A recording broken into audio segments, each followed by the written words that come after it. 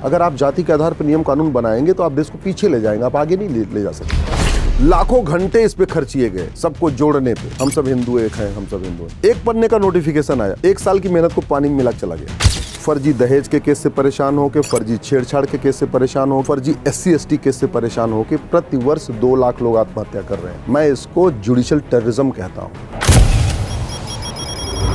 दुनिया का सबसे ज्यादा नशे का कारोबार भारत में हो रहा है। लगभग 1 लाख करोड़ रुपए का कारोबार हो रहा है नशे का। भारत में पर डे लगभग 1500 परिवारों का धर्मांतरण हो रहा है। एक परिवार में 7 आदमी मान के चलिए तो यानी पर डे लगभग 10,000 हिंदुओं का धर्मांतरण हो रहा है। इसका मतलब साल में लगभग 40 लाख हिंदुओं का धर्मांतरण हो रहा है।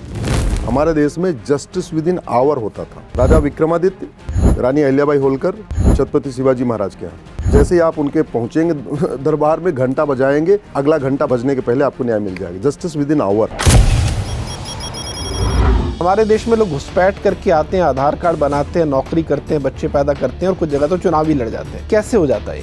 RT ऑफिस के दलाल को 3,000 रुपए देता है तो ड्राइविंग लाइसेंस बनवा लेता है। और जब उसके 4-5 डॉक्यूमेंट इकट्ठा हो गए तो गांव का पार्षद प्रधान जिसके कांटेक्ट में है वो BLO से बात करके, चुनाव तो आते रहते हैं कहीं न कहीं, वोटर लिस्ट में नाम जुड़वा देता है। हो गया भारत का नागरिक। 12 से 15,000 रुपए खर्च किया और भारत का नागरिक बन गया। पूरी दुनिया में कहीं पे भी ट्रेन में कंबल नहीं दिया जाता आज की डेट में, एक्सेप्ट भारत।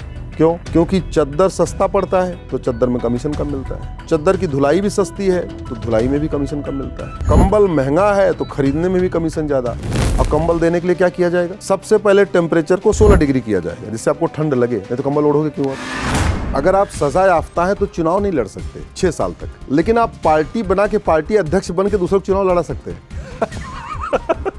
भारत में टोटल लगभग साल में 12 लाख झगड़े होते हैं जमीन विवाद में और 2 लाख लोग मर जाते हैं। कोई तारीख से परेशान है, कोई मिलावटखोरी से परेशान है, कोई पुलिस से परेशान है, कोई तहसील से परेशान है, किसी की जमीन ऐसी बिक गई उससे परेशान है, किसी की वसीयत ऐसी बन गई उससे परेशान।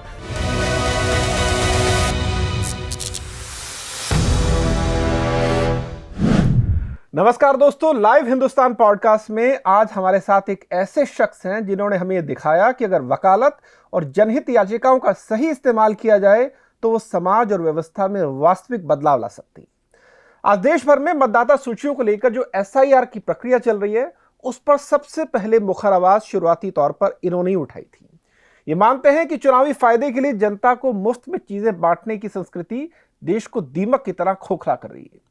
3 से ज्यादा बच्चा पैदा करने वालों की जो नागरिकता है वो छीन लेनी चाहिए। ये राष्ट्रीय सुरक्षा से जुड़े तमाम मामलों पर बहुत मुखर तरीके से अपनी आवाज उठाते हैं।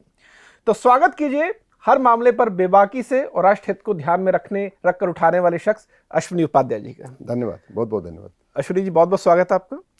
अश्विनी जी, अक्सर ऐसा होता है कि कोई भी ऐसा जो राष्ट्र हित से जुड़ा मुद्दा होता है, अगर मैं उसका कोई वीडियो खुद भी बनाता हूं या लोगों को देखता हूं तो एक तस्वीर एक शख्स की आती है और उस तस्वीर के नीचे लिखा होता है कि इनको देश का अगला कानून मंत्री बनाइए, और वो तस्वीर आपकी होती है।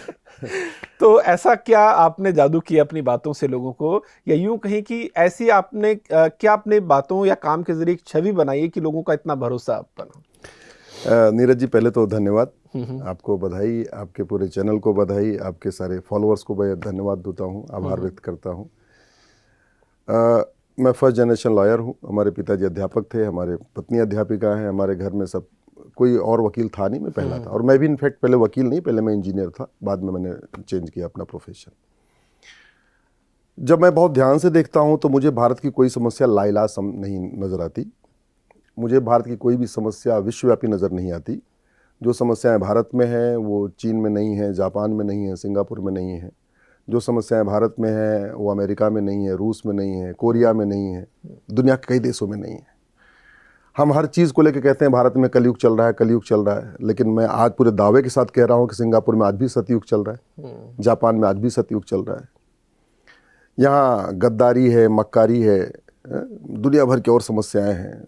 लोग अपने अपने स्वधर्म का पालन कर रहे हैं। जापान में देखिए सब अपने अपने स्वधर्म का पालन कर रहे हैं। तो इन सब समस्याओं के पीछे कहीं न कहीं मुझे ये समझ में आता है कि हमारे जो सिस्टम हमारा ठीक नहीं है। डॉक्टर अच्छा हो लेकिन दवा गड़बड़ हो तो बीमारी ठीक नहीं होती। ड्राइवर अच्छा हो लेकिन गाड़ी अगर गड़बड़ हो तो यात्रा सुरक्षित नहीं होती। मिस्त्री अच्छा हो लेकिन सीमेंट बालू गड़बड़ हो तो आपका घर सुरक्षित नहीं होता। आपको खाना बनाना बहुत अच्छा आता हो, लेकिन अगर आपका खाद्य जो सामग्री है, सब्जी, तेल, वो ठीक नहीं है, तो आपका भोजन अच्छा नहीं होता, स्वादिष्ट नहीं होता। वैसे ही शासक बहुत अच्छा हो, लेकिन नियम कानून घटिया हो, सिस्टम घटिया हो, तो न देश सुरक्षित होता है, न अपराध कम होता है, न भ्रष्टाचार कम होता है।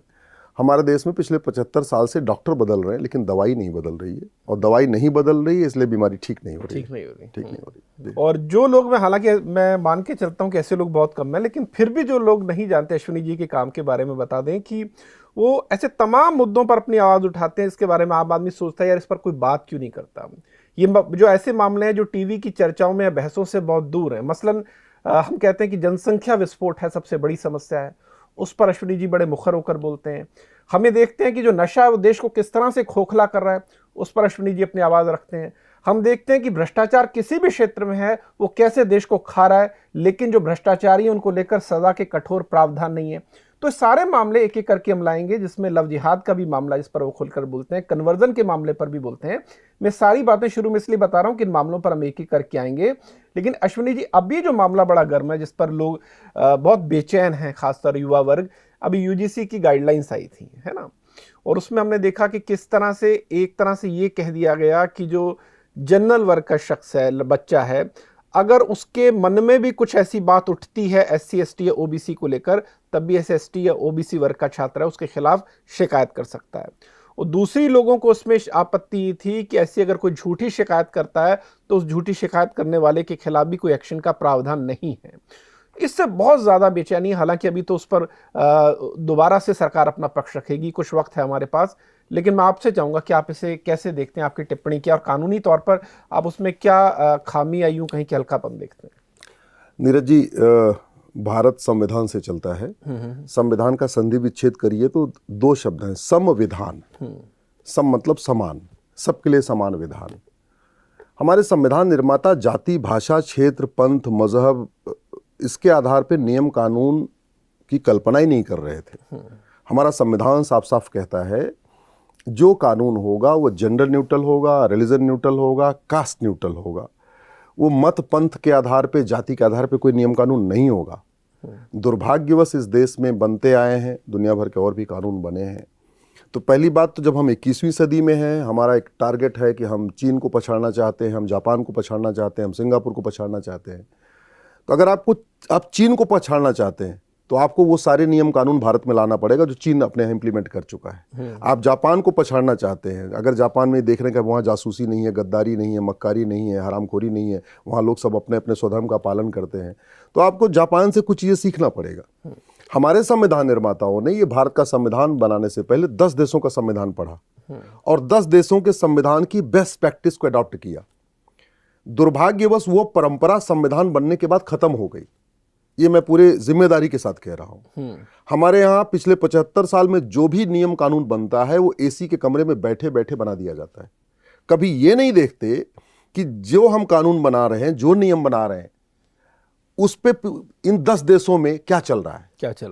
भाई हमारा संविधान लिया हमने, कुछ अमेरिका से उठाया, कुछ जापान से उठाया, कुछ अफ्रीका से उठाया, अलग अलग 10 देशों से उठाया। क्यों नहीं हम देखते कि भाई सिंगापुर में क्या चल रहा है, जापान में क्या चल रहा है? क्या सिंगापुर, जापान में जाति के आधार पे कोई नियम कानून बन रहा है क्या? नहीं। अगर आप जाति के आधार पे नियम कानून बनाएंगे तो आप देश को पीछे ले जाएंगे, आप आगे नहीं ले जा सकते। खासतौर पे जो यंग जनरेशन है, जो जेनजी जिसको हम कहते हैं, जो 17-18 साल, 19-20 साल का है, वो जाति भाषा क्षेत्र से ऊपर उठ चुका है। अगर वो उठ गया है तो उसको दोबारा फिर से वहीं ले जाके खड़े कर देना, ये तो रिवर्स गियर वाली बात हो गई। इसलिए मेरा मानना है एक भारत श्रेष्ठ भारत बनाना है तो उसके लिए नियम कानून आपको सबके लिए यूनिफॉर्म बनाना पड़ेगा। एक भारत तब बनेगा जब सबके लिए एक नियम कानून होगा, और श्रेष्ठ भारत तब बनेगा जब हमारा प्रत्येक नियम कानून दुनिया का सर्वोत्तम नियम कानून होगा। हमारी जो पहचान थी दुनिया में वो 3 चीजों के लिए थी। हमारी शिक्षा व्यवस्था दुनिया में सर्वोत्तम थी और सबके लिए समान थी। हमारी चिकित्सा व्यवस्था दुनिया में सर्वोत्तम थी और सबके लिए समान थी। हमारी न्यायिक व्यवस्था दुनिया में सर्वोत्तम थी, सबसे सस्ती थी और सबके लिए समान थी। शिक्षा व्यवस्था क्या थी कि कृष्ण सुदामा एक साथ एक किताब पढ़ते थे। शिक्षा व्यवस्था क्या थी कि राजा दशरथ और सुमंत, एक राज परिवार का एकदम गरीब परिवार का बच्चा, दो युवा एक साथ एक किताब पढ़ रहे। हमारी शिक्षा व्यवस्था क्या थी? भगवान श्री राम निषाद राज के साथ बैठ के किताब पढ़ रहे, एक किताब पढ़ रहे हैं। तो हमारे देश में समान शिक्षा थी, मुफ्त में शिक्षा थी, समान चिकित्सा थी, मुफ्त में चिकित्सा थी, समान न्यायिक व्यवस्था थी और मुफ्त में न्यायिक व्यवस्था थी। और न्यायिक व्यवस्था क्या, आज की डेट में तो मतलब वो कॉन्सेप्ट दुनिया में कहीं नहीं है। हमारे देश में जस्टिस विद इन आवर होता था। राजा विक्रमादित्य, रानी अहिल्याबाई होलकर, छत्रपति शिवाजी महाराज के यहाँ जैसे ही आप उनके पहुंचेंगे दरबार में, घंटा बजाएंगे, अगला घंटा बजने के पहले आपको न्याय मिल जाएगा। Justice within hour. दूसरा, आपका केस थोड़ा कॉम्प्लिकेटेड है तो आपको दिन भर इंतजार करना पड़ेगा। जस्टिस विद इन डे, एक दिन के अंदर न्याय। थोड़ा ज़्यादा और केस कॉम्प्लिकेटेड है, थोड़ा जांच वाँच करवानी है तो 3-4 दिन वेट करना पड़ेगा। उसको कहते थे जस्टिस विद इन वीक, एक सप्ताह के अंदर फैसला। और बहुत रेयर केस आए हैं रानी अहिल्याबाई होलकर के यहाँ, राजा विक्रमादित्य के यहाँ और छत्रपति शिवाजी महाराज के यहाँ जो 2-3 हफ्ते चले हैं। वो कैटेगरी थी justice with in month. Justice with in year का तो कॉन्सेप्ट ही नहीं था। और मैं यहाँ 21वीं सदी में जस्टिस विद इन ईयर के लिए लड़ रहा हूँ कि भैया justice within hour, justice within day, justice within week छोड़ दो, जस्टिस विद इन मंथ छोड़ दो, 1 साल के अंदर फैसला दे दो। दुर्भाग्यवश उसके ऊपर भी संसद में चर्चा नहीं हो रही है, विधानसभा में चर्चा नहीं हो रही है। आप अश्विनी जी बात करें तो मुझे राग दरबारी का जिक्र आ जाता है उसमें, जिसमें श्रीलाल शुक्ल ने लिखा था कि जो पुनर्जन्म का सिद्धांत है ये दीवानी अदालतों में ही देखकर कहीं ना कहीं पैदा हुआ हो। आदमी को लगा कि इस जन्म में ना सही, अगले जन्म में तो मुझे इंसाफ मिल जाएगा। और आप बात कर रहे हैं कि कहाँ पर एक दिन में फैसले हो जाएगा। देखिए, आज की डेट में 5 करोड़ केसेस चल रहे हैं। 5 करोड़ केस कारण 5 करोड़ परिवार टेंशन में है। अगर आप छोटा परिवार भी मान के चलिए तो माता पिता, पति पत्नी, 2 बच्चे मान के चलिए, तो यानी 5 करोड़ केसेस से 30 करोड़ लोग टेंशन में। ऐसा नहीं कि हम जब आप अगर तारीख पे तारीख जाएंगे तो माता पिता को टेंशन नहीं होगी, पत्नी को टेंशन नहीं होती, बच्चों सबको टेंशन होती है। मैं आपको 2-3 क्लासिक केस बताता हूँ। जौनपुर जिले में शंकर जी के मंदिर की जमीन है, 10 बीघे जमीन। 1985 में मुकदमा शुरू हुआ था, 2026 आ चुका है, आज तक ये तय नहीं हो पाया कि वो रघुवीर मिश्रा 31 मार्च को मरे कि 2 अप्रैल को मरे। नार्को पॉलीग्राफ ब्रेन मैपिंग हमारे पास कानून होता, एक दिन में पता चल जाता कि भैया 31 मार्च को मरे कि 2 अप्रैल को मरे। एक पक्ष कह रहा है 31 मार्च को मरे, एक कह रहा है 2 अप्रैल को मरे। तो एक कौन सी वसीयत असली है, कौन सी वसीयत नकली, एक दिन में पता चल जाता। ये हम 40 साल में, और मुकदमा अभी सबसे निचले पायदान पे है, जिसको चकबंदी अधिकारी कहते हैं। उत्तर प्रदेश में सीओ कहते हैं, चकबंदी अधिकारी। अगर आज 41वां साल चल रहा, आज वो जौनपुर का फैसला हो जाए तो उसकी अपील होगी एसओसी के यहाँ, फिर उसकी अपील होगी डीडीसी के यहाँ, फिर उसकी अपील होगी चकबंदी कमिश्नर के यहाँ, फिर चकबंदी कमिश्नर की अपील होगी हाई कोर्ट में, फिर हाई कोर्ट की अपील होगी सुप्रीम कोर्ट में। सबसे निचले पायदान पे है 41 साल के बाद।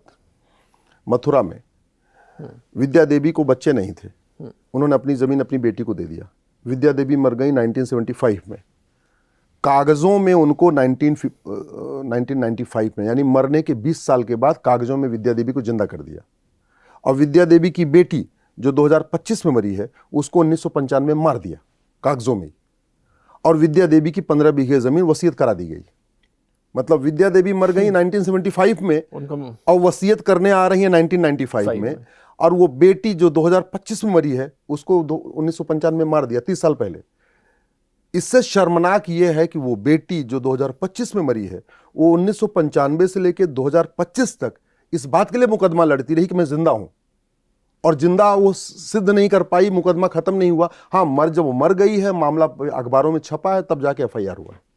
ये चल रही है व्यवस्था हमारे देश में।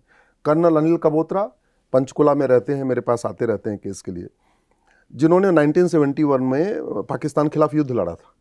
ठीक है, बाद में उनको कुछ कान वान में दिक्कत हो गई तो उनको रिटायर कर दिया गया, फिजिकली कुछ हो रहे, अनफिट हो गए। वो पिछले 25 साल से उनके घर पे कब्जा हो रखा है, वो अपना घर नहीं छुड़ा पा रहे हैं। एक सेना का कर्नल बताइए, जो पाकिस्तान से युद्ध कर रहा है, रिटायर होने के बाद अपना घर नहीं खाली करवा पा रहा है। लोग किराए पे दे रहे हैं, अपना घर नहीं खाली करवा पा रहे हैं। जमीन किसी की होती है, कोई और बेच के चला जा रहा है। मतलब जिसकी जमीन है उसको पता ही नहीं है, कोई और उसके नाम के आ रहा है और तहसील में आके और जमीन बेच के पैसा लेके चला जा रहा है। एक अभी आया एक जमीन का, उसने तो 500 लोगों को एक ही जमीन बेच दिया। हाँ, एक ही जमीन 500 लोगों को उठा के बेच दिया। इतनी सड़ी हुई न्यायिक व्यवस्था।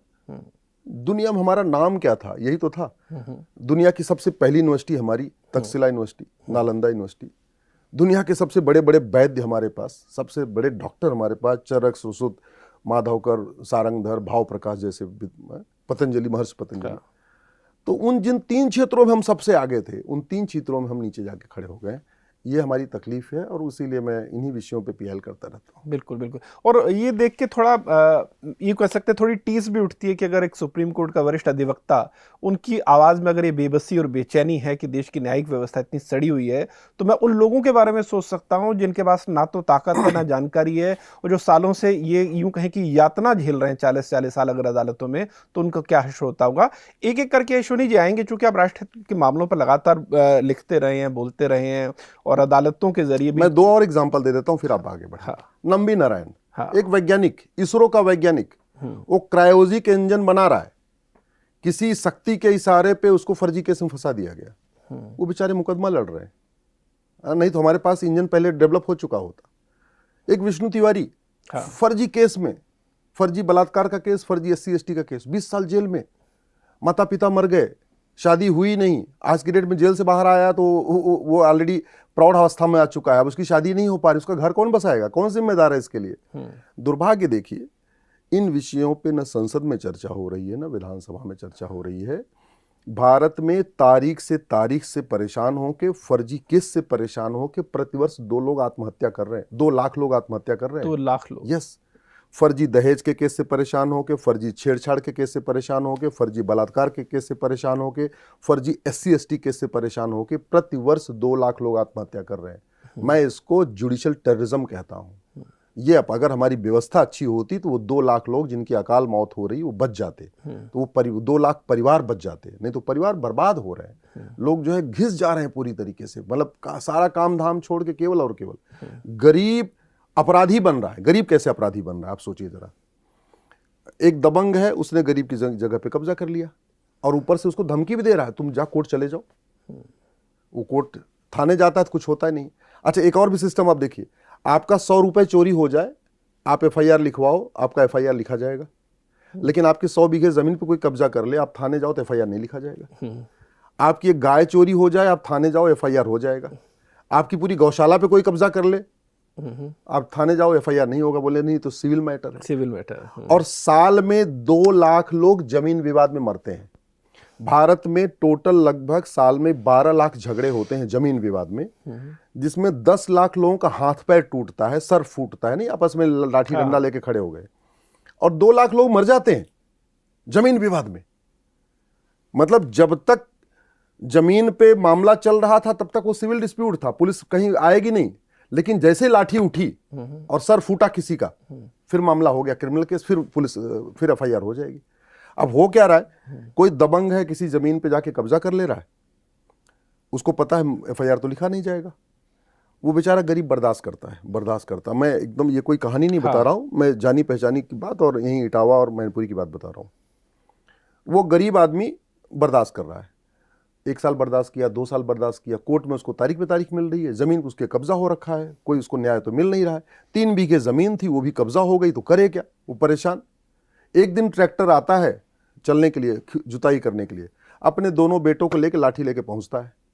जिसने ट्रैक्टर भेजा वो तो आया नहीं, वो ड्राइवर आया, उसने ड्राइवर को उठा के पीट दिया। अभी तक मुकदमा सिविल डिस्प्यूट था, लेकिन जैसे ही उसने अपने दोनों बेटे के साथ लाठी चलाई, अब वो क्रिमिनल मैटर बन गया। अब जरा इसमें देखिए, पहले उसकी जमीन पे कब्जा हो रखा था, सही बात है, मुकदमा लड़ रहा था, अब वही जेल गया। ड्राइवर तो जेल गया नहीं, जिसने जमीन पे कब्जा किया वो भी नहीं जेल गया, वो तो पीछे कहीं बैठा हुआ है। पीटा कौन? ड्राइवर। पीटा किसने? जिसकी जमीन थी। और जेल कौन गया? वो। अब क्या हो रहा है कि वो जो उसका परिवार है गरीब आदमी का, अब वो अपने पुरुषों को जमानत कराने के लिए घर की महिलाएं अपना पायल बेच रही हैं, अपना बिछुआ बेच रही हैं, अपना मंगलसूत्र बेच रही हैं। ये इस देश में हो रहा है। दुर्भाग्य इस देश में बड़ी गरीबों की बात होती है, बड़ी इसकी बात होती है, दुनिया दलितों की बात होती है। परेशान कौन है? इस पूरी सड़ी हुई व्यवस्था कारण वो गांव का गरीब परेशान है, किसान परेशान है, मजदूर परेशान है। अगर भारत में जस्टिस विद इन ईयर हो जाए, साल भर के अंदर फैसला होना शुरू हो जाए, तो सबका कल्याण होगा, सबका उत्थान होगा। लेकिन अश्विनी जी, सवाल ये कि जो आप बात कर रहे हैं तो बड़ी कॉमन सेंस से जुड़ी बात है। जैसे आपने बड़े आसान शब्दों में बताया कि अगर कोई किसी का 100 रुपये चुरा लेता है तो उस पर आपराधिक मामला दर्ज हो जाता है। अगर कोई किसी की जमीन पे कब्जा कर लेता है 10 करोड़ की, तो कहते हैं कि ये सिविल डिस्प्यूट है, नहीं होता। ठीक है, और बाद में उस सिविल डिस्प्यूट की वजह से अपराध होगा, एक अलग चीज है। इस देश में लॉ कमीशन भी तो है जो ये चेक करता है कि अच्छा उस कानून में क्या खामियां हैं, उनको कैसे दुरुस्त किया जाए। और आप जैसे लोग तो लगातार आवाज भी उठा रहे हैं, तो लॉ कमीशन के पास क्या ये मामले नहीं जाते, और जाते हैं तो उस पर वो कोई एक्शन क्यों नहीं करता? इसको समझकर ठीक करने में दिक्कत क्या है? लॉ कमीशन ने 280 रिपोर्ट बनाई अभी तक हाँ। उसमें से 20-25 रिपोर्ट पार्लियामेंट में टेबल हुई है, बाकी सारी रिपोर्ट धूल खा रही हैं। और लॉ कमीशन को एक रिपोर्ट बनाने में कम से कम 5 करोड़ रुपए का खर्चा आता है, क्योंकि लॉ कमीशन का ऑफिस यहीं खान मार्केट में है। लॉ कमीशन का पूरा स्टाफ काम करता है, सबको वेतन जाता है, भत्ता जाता है। लॉ कमीशन को एक रिकमेंडेशन देने के पहले देश भर में सेमिनार कराती है। लॉ कमीशन हर जगह पूरा चर्चा कराती है, फिर उसके बाद करता है। दुर्भाग्यवश अच्छा देखिए, लॉ कमीशन का कॉन्सेप्ट कहाँ से आया? इंग्लैंड से।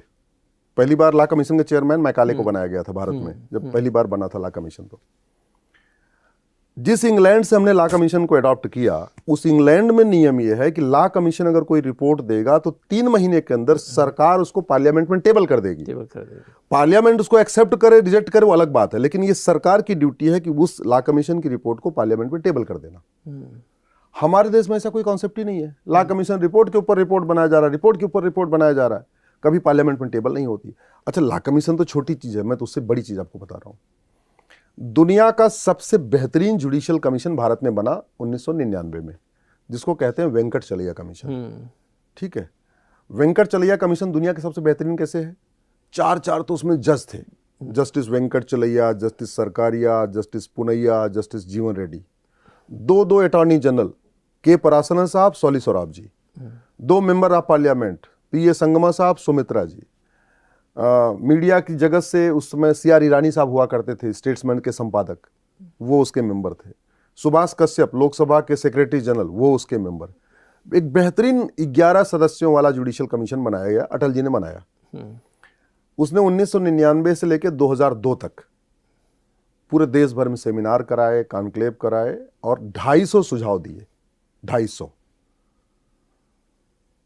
इलेक्शन रिफॉर्म पे सुझाव, पुलिस रिफॉर्म पे सुझाव, जुडिशियल रिफॉर्म पे सुझाव। आज तक वेंकटचलैया कमीशन की रिपोर्ट, जो उस समय अरुण जेटली जी कानून मंत्री थे, वो रिपोर्ट आज तक पार्लियामेंट में टेबल नहीं हुई है। और सन 2002 में वेंकटचलैया कमीशन कह के गया था कि संविधान में आर्टिकल 47A जोड़िए और population control, family planning mandatory करिए। ये वेंकटचलैया कमीशन कह के गया हुआ है। और पूरी दुनिया भर की बेस्ट प्रैक्टिस को सब समझने बूझने के बाद, भारत की स्थितियों को समझने के बाद, हमने 2002 में अगर जनसंख्या नियंत्रण कानून बना दिया तो आज स्थिति हमारी बड़ी अच्छी होती। हाँ। लेकिन हमने नहीं बनाया, तो कमीशन बन जाते हैं। इससे अश्विनी जी जो मुझे समझ में आता है ना, क्योंकि आप ये बातें लगातार कहते रहे, जो मुझे समझ में आता है, क्योंकि जहां भी सुधार की गुंजाइश है, या यूं कहूं कि जहां कहीं भी कोई कमी है कानून में, नेताओं को लगता है कि हम इस कमी को कैसे एक्सप्लॉइट कर सकते हैं। और जिस वक्त आपने उस कमी को सुधार दिया तो वो एक्सप्लॉइट करने की, उसका फायदा उठाने की गुंजाइश खत्म हो जाती है, इसीलिए सुधार नहीं हो रहे। जैसे आप साफ कहते हैं कि भ्रष्टाचारी हैं, पूरी दुनिया में मिसाल है कि भ्रष्टाचार पर आपको क्या करना है उसकी सख्ती के लिए। चीन में सीधा वहां की फांसी हो जाती है, वहां के पूर्व मंत्रियों तक को फांसी हुई है ना। अगर इसी तरह से नशे के मामले में सिंगापुर में भी फांसी है। अगर आप वाकई गंभीर हैं कि भ्रष्टाचार पर आपको लगाम लगानी है, तो आप उतने सख्त कानून क्यों नहीं लाते? आप इसलिए नहीं लाते क्योंकि आपको पता है कि आपके तंत्र में जो खुद लोग हैं, जिनमें नेता खुद शामिल हैं, जिन लोगों से उनके ताल्लुकात हैं, वो तो खुद इतने भ्रष्ट हैं, और अगर आपने कोई कानून बनाया तो सबसे पहले वही चपेट में आएंगे। नीरज जी, कई बार मैं खुद भी आज तक इस पे बड़ा मुझे समझ में नहीं आ रहा कि है क्या। भारत में कुल मिला के 800 सांसद हैं। क्या ये जो ड्रग स्मगलर हैं सारे सांसदों को पैसा देते हैं? भारत में 3000 पॉलिटिकल पार्टियां हैं, क्या ये ड्रग स्मगलर सारी पॉलिटिकल पार्टियों को पैसा देते हैं? मुझे भी आज तक समझ में नहीं आ रहा है कि आखिर संसद में ये मुद्दा उठ क्यों नहीं रहा है। ड्रग इस नशे के कारण लगभग 2 लाख लोग साल में मरते हैं। या तो नशेड़ी खुद मरता है, या नशेड़ी अपने माँ बाप को मारता है, या नशेड़ी अपनी पत्नी को मारता है, या नशेड़ी गाड़ी से कुचल के दूसरे लोगों को मार देता है। कुल मिला के 2 लाख लोग साल में मर रहे हैं। दुनिया का सबसे ज़्यादा नशे का कारोबार भारत में हो रहा है। लगभग 1 लाख करोड़ रुपए का कारोबार हो रहा है नशे का। ठीक है, दुनिया में सबसे ज़्यादा नशेड़ी भारत में हो चुके हैं। लगभग 10 करोड़ लोग नशेड़ी हो चुके हैं। नशे की हालत ये है कि अब खरीदने नहीं जाना है, व्हाट्सएप पे सीधे ऑर्डर हो रहा है।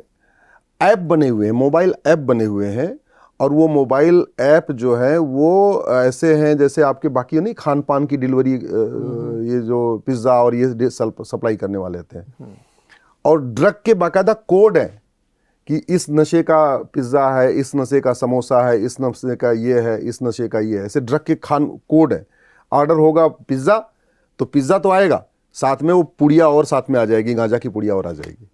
तो घर में माता पिता सोच रहे हैं बेटा तो पिज्ज़ा मंगा रहा है, वो पिज्ज़ा के साथ तो गांजा भी आ रहा है, ये हो रहा है। वो लोग सोच रहे हैं यार घर में तो इसने समोसा मंगाया, समोसे के साथ जो चटनी आ रही है उस चटनी में कुछ और भी मिला हुआ है।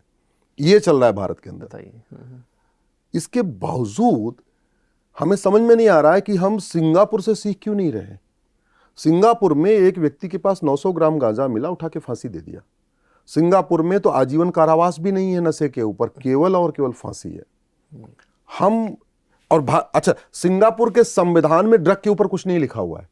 हमारे यहाँ तो आर्टिकल 47 साफ साफ कह रहा है भारत को नशा मुक्त बनाओ, भारत को शराब मुक्त बनाओ, भारत में जो है इस तरीके का काम बंद करो। और संविधान की शपथ लेने वाले आर्टिकल 47 लागू करने की मांग नहीं कर रहे हैं। आर्टिकल 47 पे कम से कम संसद में चर्चा होनी चाहिए। भाई संविधान में जो बात लिखी हुई है या तो आप उसको लागू करो, और नहीं लागू करना तो संविधान से बाहर निकाल के बाहर फेंक दो कि भैया हमको तो भारत को नशेड़ी बनाना है, हमें अपने युवाओं को नशेड़ी बनाना है, सबको नशे में डुबोना है, चलने दो। लेकिन अगर संविधान में लिखा हुआ है, संविधान निर्माता आपके 75 साल पहले लिख के गए हुए, और आर्टिकल 47 जो नशाबंदी की बात करता है, ये उन संविधान के कुछ बहुत चुनिंदा प्रावधानों में से है जिसके ऊपर कोई विरोध नहीं हुआ था। संविधान के जो बाकी प्रावधान है उसमें बहस हुई, चर्चा हुई, कुछ लोगों ने विरोध किया, कुछ लोगों ने समर्थन किया। कुछ ऐसे प्रावधान है भारत के संविधान में जिसपे कोई विरोध ही नहीं हुआ, आम सहमति थी। आम सहमति। उसी में आर्टिकल 47 था। बाबा साहब अम्बेडकर हो, अलादी कृष्णा अय्यर हो, उत्तर से दक्षिण, पूरब से पश्चिम, सबने बोला हाँ बहुत जरूरी होना चाहिए। दुर्भाग्य देखिए आर्टिकल 47 संसद पे चर्चा नहीं होती, जबकि हमारा देश, हमारी यंग जनरेशन बर्बाद होती जा रही है। मतलब नशाबंदी तो छोड़िए, हुक्का बार का लाइसेंस दे रहे हैं, सट्टा बार का लाइसेंस दे रहे हैं, कैसीनो का लाइसेंस दे रहे हैं। हम कहाँ ले जा रहे हैं? संविधान आर्टिकल 29 कहता है कि भारत की संस्कृति को मजबूत करना, भारत की परंपरा को मजबूत करना।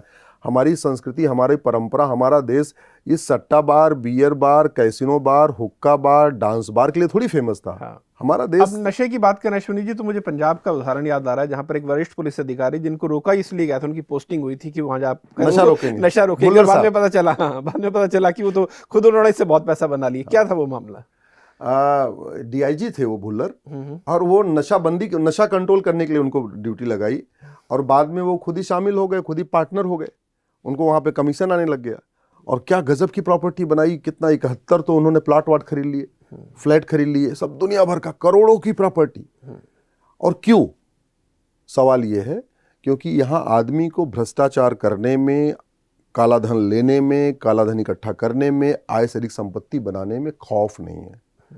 चीन में एक कंपनी का GM था जिसने मात्र 2 लाख युआन लिया था किसी ठेकेदार से, उठा के फांसी दे दिया। चीन के कानून मंत्री ने थोड़ी सी गलती किया था, मतलब उतनी गलती तो यहाँ बड़ी माफ करने लायक है। हमारे यहाँ सुप्रीम कोर्ट ऐसी गलतियां माफ कर देता है, उठा के फांसी दे दिया। चीन में चीन के कृषि मंत्री थे, थोड़ी सी गलती किया था। अच्छा, कुछ लोग कहेंगे नहीं चीन में तो विपक्षियों को फंसाया जाता है। अरे भैया मैं सिटिंग बता रहा हूं, सिटिंग लॉ मिनिस्टर को फांसी हुई, सिटिंग एग्रीकल्चर मिनिस्टर को फांसी हुई, कंपनी के GM को फांसी हुई। वहां बड़ा सीधा सा सिद्धांत है उनका, ये मानना है कि देश को हमें आगे ले जाना है तो करप्शन रोकना है, और करप्शन रोकने के लिए उनका मानना है कि अगर साल में 50-100 लोगों की बलि देना पड़े तो दे दो, लेकिन देश नहीं रुकना चाहिए, देश प्रगति करना चाहिए। वहां मानवाधिकार मानव का होता है, इस सिद्धांत पे काम करते हैं। हमारे यहाँ मानवाधिकार दानवों का होता है। हाँ। वो दिक्कत आ रही है। हाँ। मानवाधिकार होना चाहिए मानव का, लेकिन यहाँ तो दानव को मिल रहा, दानव उसका फायदा उठा रहे हैं। और हमने आज तक न सिंगापुर के कानून को देखा, ना ऑस्ट्रेलिया के कानून को देखा। करप्शन के मामले में अभी अमेरिका में एक व्यक्ति ने 3 शर्ट चुराई थी। मैं इसी नशे वाले पर अगर अश्विनी जी आप और डिटेल में बताइए, नशे का जो पूरा अवैध कारोबार है, वो बात सिर्फ इतनी नहीं है कि आप किसी को नशेड़ी बना रहे हैं। बात यह है कि जो नशा बेच रहे हैं, उससे जो पैसा वो ले रहे हैं, उसका इस्तेमाल वो धर्मांतरण में भी कर रहे हैं, और जिसे नशे का आदी बना रहे हैं, बाद में उसे इतना मजबूर कर दे रहे हैं कि उसे कन्वर्ट भी आप कर रहे हैं। कश्मीर में हमने देखा कि जितने लोग, जितने बच्चों को उन्होंने मैनिपुलेट किया या जो आतंकी बने, तो पहले, सबसे पहले उनको नशे की लत डालते हैं ताकि आप मजबूर हो जाएं, फिर आपके दिमाग के साथ वो खेलते हैं। बिल्कुल ठीक तो बात है। इसके जो इतने आयाम हैं कि आतंकवाद भी उससे जुड़ा है, धर्मांतरण भी उससे जुड़ा है, और वो जो अवैध पैसा आ रहा है उसका बाकी अवैध गतिविधियों में इस्तेमाल हो रहा है। तो मतलब अगर किसी अपराध से जुड़े इतने सारे आयाम है, फिर भी अगर हम गंभीर नहीं है, तो क्या राष्ट्रहित की चिंता नहीं है? देखिए, मुझे ऐसे लगता है कि जो नशे का कारोबार करते हैं ये अपने पार्टनर बदलते रहते हैं। जैसे ही जो सरकार आती है उस राज्य में, उस सरकार के 2-4 मंत्री को आप एक बार ये बताइए, तंत्र कैसे काम करता है? देखिए, बहुत सीधी सी बात है, बिना पॉलिटिकल राजनीतिक संरक्षण के तो नशे कारोबार नहीं चल नहीं सकता। हमारे देश में अगर पुलिस चाह ले और शासक चाह लें, सत्ता चाह ले, ऐसा कोई काम नहीं है जो इसको ठीक नहीं कर सकते। हाँ, बस ठीक है, अगर किसी नियम कानून बदलना है तो बदल सकते हैं, क्या दिक्कत क्या है? आखिर इसलिए तो सत्ता मिली हुई है। कहीं ना कहीं इस नशे के खिलाफ जो चर्चा होनी चाहिए विधानसभा में, जो चर्चा होनी चाहिए संसद में, जो चर्चा होनी चाहिए इनफैक्ट मीडिया में भी, आप हमसे चर्चा कर रहे हैं, हमसे तो आज इतने लोग, हम तो इतना इंटरव्यू देते रहते हैं, आज तक हमसे लोग नशे के बारे में इतनी गंभीरता के साथ बात ही नहीं करते जैसा आप कर रहे हैं। तो एक कहीं ना कहीं है, नशे के कारण लाखों माता पिता परेशान हैं, लाखों बहन बेटियां नशेड़ी पतियों से परेशान हैं, लाखों बच्चे नशेड़ी बाप से परेशान हैं। ठीक है, छोटी छोटी बच्चियों का जो बलात्कार हो रहा है वो भी नशेड़ी ही कर रहे हैं। रोड एक्सीडेंट में बहुत बड़ा योगदान नशे का है। नशे का जो हमने दुष्परिणाम देखा है वो पंजाब में देखा है कि धर्मांतरण जो किया गया है, पहले वहाँ मुफ्त में ड्रग दी गई, ड्रग बांटी गई, तब उसके बाद जब आदमी नशेड़ी हो गया तो इधर रहे उधर रहे, जब कुछ करना ही धरना नहीं तो हिंदू रहे या क्रिश्चियन हो जाए, क्या फर्क पड़ता है? सही बात है। नशे का उपयोग करके आतंकवाद फैलाया जाता है। अगर जो जिहाद या आतंकवाद या बाकी जो चीज़ें बढ़ती हैं उसमें कहीं न कहीं नशे का यूज़ होता है। ये हमारी सरकारों का फेलियर है। हालांकि पहले की अपेक्षा काफ़ी कार्रवाई हो रही है, काफ़ी कुछ पकड़ा जा रहा है, लेकिन मेरा मानना है कि आप कब तक ये काम करते रहेंगे? अगर हमारे पास दुनिया के कई मॉडल हैं, हमारे पास सिंगापुर मॉडल है, नशे के खिलाफ उन्होंने क्या किया, हमारे पास चाइना का मॉडल है, नशे के खिलाफ उन्होंने क्या किया, हमारे पास इवन ऑस्ट्रेलिया का मॉडल है कि नशे के खिलाफ वो किस तरीके से डील कर रहे हैं, तो हमें भी कम से कम उस मॉडल को एडॉप्ट करना चाहिए। यशवनी जी, आपने नशे की बात की, एक और गंभीर मामला, इस पर आप लगातार बोलते रहे और आपने शायद उस बारे में भी जनहित याचिका लगाई है, वो फ्रीबीज का मुद्दा है, जो मुफ्त रेवड़ियाँ बांटती हैं राजनीतिक पार्टियाँ। पहले तो ये बताइए कि वो समस्या अपने आप में कितनी गंभीर है, क्योंकि आपका कहना है कि भारत से उस पर 2.5 लाख करोड़ के आसपास का कर्ज भारत पर हो गया है, ये मुफ्त में चीज़ें बांटी जाती है। पहले तो ये बताइए वो समस्या कितनी गंभीर है और ये कितना नुकसान हमारी अर्थव्यवस्था को पहुंचा रही है? देखिए, ये समस्या इतनी गंभीर है और कितनी रैपिड है कि जब मैंने PIL फाइल किया था तो भारत के ऊपर 150 लाख करोड़ का कर्जा था। अभी हमारा मैटर सुप्रीम कोर्ट में चल ही रहा, अभी डिसाइड नहीं हुआ, और ये कर्जा 100 लाख करोड़ और बढ़ गया, अभी 250 लाख करोड़ हो चुका है। आज की डेट में बच्चा 1.5 लाख के कर्जे में डूबा हुआ है। आगे आज आपके घर में अगर जो बच्चा पैदा हो रहा है तो उसके ऊपर भी 1.5 लाख का कर्जा हो रखा है। दुनिया में सबसे ज़्यादा एक तरीके से बड़ा कर्जदार भारत हो चुका है आज की डेट में। ठीक है, इसका दुष्परिणाम ये है कि जो चीज़ होनी चाहिए वो नहीं हो रही है, जो चीज़ नहीं होनी चाहिए वो हो रही है। भाई, रोटी कपड़ा मकान बेसिक रिक्वायरमेंट है, ये सबको मिलनी चाहिए। तो आप गरीब को अगर राशन दे रहे हैं, अच्छा है, ठीक है, देना चाहिए। आप गरीब को अगर 2 कमरे का मकान बना के दे रहे हैं, चलो वो भी ठीक है। लेकिन टीवी देना, स्मार्टफोन देना, मोबाइल फ़ोन देना, स्कूटी देना, ठीक है, साउथ में तो सोने चांदी के गहने तक दे दिए जाते हैं, ये जो दिया जा रहा है, और टैक्स पेयर परेशान है बेचारा, वो एकदम उसकी नाक डूब चुकी है। इनकम टैक्स देने वाला इनकम टैक्स दे के परेशान है, GST देने वाला GST दे के परेशान है, लोग टोल टैक्स से परेशान, रोड टैक्स से परेशान, वैट से परेशान।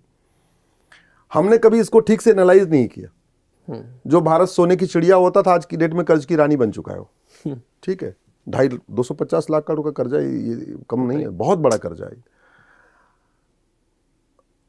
सड़क बनाने के लिए हमारे पास पैसा नहीं है, सैलरी देने के लिए हमारे पास पैसा नहीं है, हॉस्पिटल बनाने के लिए हमारे पास पैसा नहीं है, स्कूल बनाने के लिए पास पैसा नहीं है। जो पैसा है भी वो भी भ्रष्टाचार में चला जाता है। स्कूल हमारा बदहाल है, सरकारी स्कूल बदहाल, सरकारी हॉस्पिटल बदहाल। जो बेचारा टैक्स दे रहा है, जिसके पैसे से सब कुछ बन रहा है, वो उसकी हालत ये हो गई है कि वो सरकारी स्कूल में ऐसा नहीं है कि बच्चों को पढ़ा सके, पढ़ाने लायक नहीं छोड़ा हुआ है। न सरकारी हॉस्पिटल में जाके इलाज करा रहा है, वो मजबूरी में एक तरफ तो टैक्स दे रहा है, हॉस्पिटल बनवा रहा है, और उसके बाद भी फिर प्राइवेट उसको इलाज कराना पड़ रहा है। हाँ। एक तरफ से वो स्कूल बनवा रहा है, टीचर्स की सैलरी भी दे रहा है टैक्स पेयर, इसके बावजूद वहाँ बच्चों को नहीं पढ़ा रहा है, अलग से उसको 10,000 रुपये 15,000 रुपये महीने दे, इसको फिर भी पढ़ाना पड़ रहा है। ये जो पूरा व्यवस्था है ना, अगर इसको हमने तत्काल नहीं सुधारा और हमने कम से कम वेलफेयर और मुफ्तखोरी के बीच को डिफरेंशिएट नहीं किया। आप डिफरेंशिएट कीजिए, क्योंकि एक बड़ी बहस है। जो प्रधानमंत्री का आर्थिक सलाहकार है संजीव सान्याल, उन्होंने कहा भी कि सेफ्टी नेट जो है होना चाहिए, उसमें कोई दिक्कत नहीं है, लेकिन जहाँ राजनीतिक तौर पर दिया जाता है पैसा राजनीतिक फायदे के लिए, वो नहीं होना चाहिए। लेकिन अब राजनीतिक तौर पर आप किसे राजनीतिक मानेंगे, किसे नहीं? जैसे मैं कहूँ कि बहुत सारे राज्यों में बेटियों को या लाडली लक्ष्मी योजना के नाम पर चलता। अभी दिल्ली सरकार में भी बजट मैंने 2 दिन पहले सुना कि बढ़ा दिया गया तकरीबन 15,000 करोड़ के आसपास। करेक्ट कीजिएगा अगर मैं गलत हूँ। नहीं, ठीक है। अब इसको किस श्रेणी में आप रखेंगे कि जहां आप सीधा एक मुश्त हर महीने किसी के हाथ में पैसा दे रहे? देखिए, अभी तो चूंकि कंपटीशन है, हाँ, कोई बैन नहीं है, तो इसलिए पॉलिटिकल पार्टियों को सत्ता में आने के लिए और सत्ता में आने के बाद सत्ता में बने रहने के लिए लगातार उनको कंपटीशन में एक कुछ न कुछ आगे बढ़ाना पड़ रहा है।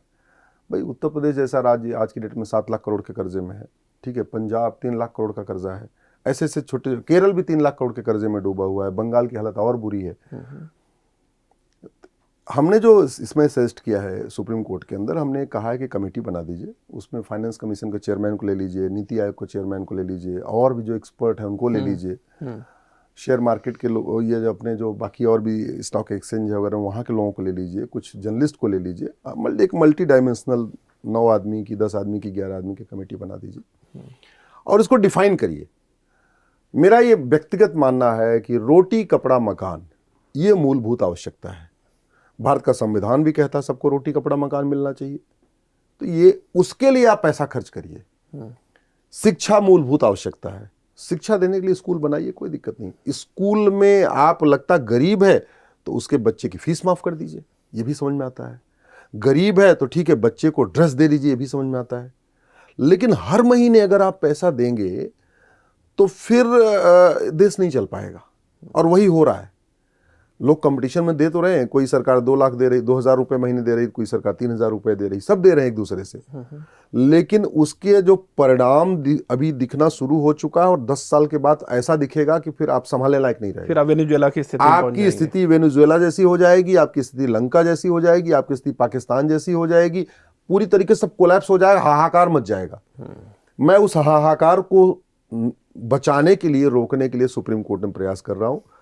अभी देखते हैं, मामला चूंकि बड़ी बेंच को रेफर हो चुका है, शायद मार्च के ऊपर। लेकिन सुप्रीम कोर्ट भी, अश्विनी जी, अगर मैं ईमानदारी से पूछूं, ज्यादा से ज्यादा क्या कर सकता है? सपोज वो कोई दिशा निर्देश सरकार को देता है कि आप ये बंद कर दीजिए, फिर भी उसे इंप्लीमेंट करना ना करना वो तो सरकार के हाथ में है। इसमें अगर मैं SC/ST एक्ट वाली बात करूं, जो सुप्रीम कोर्ट ने कहा था कि जो झूठी शिकायतें हैं, आप उसके लिए भी तो कुछ कीजिए, कि उनको भी सजा का कोई प्रावधान कीजिए। क्या सरकार ने किया? बताइए आप। क्योंकि वहां पर आपकी वोट बैंक की राजनीति आ जाती है ना, और यहीं पर वही वोट बैंक की राजनीति है। देखिए, एक चीज मैं आपको इतना बताऊं कि अब जागरूकता बहुत तेजी से बढ़ रही है, और उस जागरूकता को बढ़ाने में आपका, इसका, इंटरनेट मीडिया का बड़ा प्रमुख योगदान है। अब लोग सच को सच कहने में अब ज़्यादा डरते नहीं हैं। मुझे लगता है अब समय आ चुका है कि जब ऐसी चीज़ों पे, कि जहां फर्जी शिकायत, फर्जी गवाही, इनफैक्ट मैंने सुप्रीम कोर्ट में PIL फाइल किया है कि भाई आप फर्जी शिकायत, फर्जी गवाही, फर्जी एविडेंस, फर्जी विटनेस, फर्जी जांच को सीरियस क्राइम डिक्लेयर करिए, और जो व्यक्ति आ रहा है उससे पहले रिटर्न में ले लीजिए। मैंने ये भी मांग किया है कि आप जहां पुलिस स्टेशन है वहां एक बड़ा बोर्ड लगा के रखिए गेट पे ही, कि झूठी शिकायत करने पे इतनी सजा होगी, झूठी गवाही देने पे इतनी सजा होगी, झूठी जांच करने पे इतनी सजा होगी।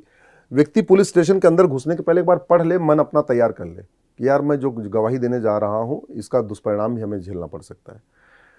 छोटा सा काम कर दिया जाए, बहुत छोटा सा काम, कि जैसे ही आप शिकायत करते हैं पुलिस स्टेशन के, अगर वहीं नीचे 2 लाइन की अंडरटेकिंग ले लिया जाए कि मुझे पता है कि भारतीय न्याय संहिता की धारा इतने इतने के अंतर्गत झूठी शिकायत करना अपराध है, और पकड़े जाने पे मुझे 5 साल की सजा होगी।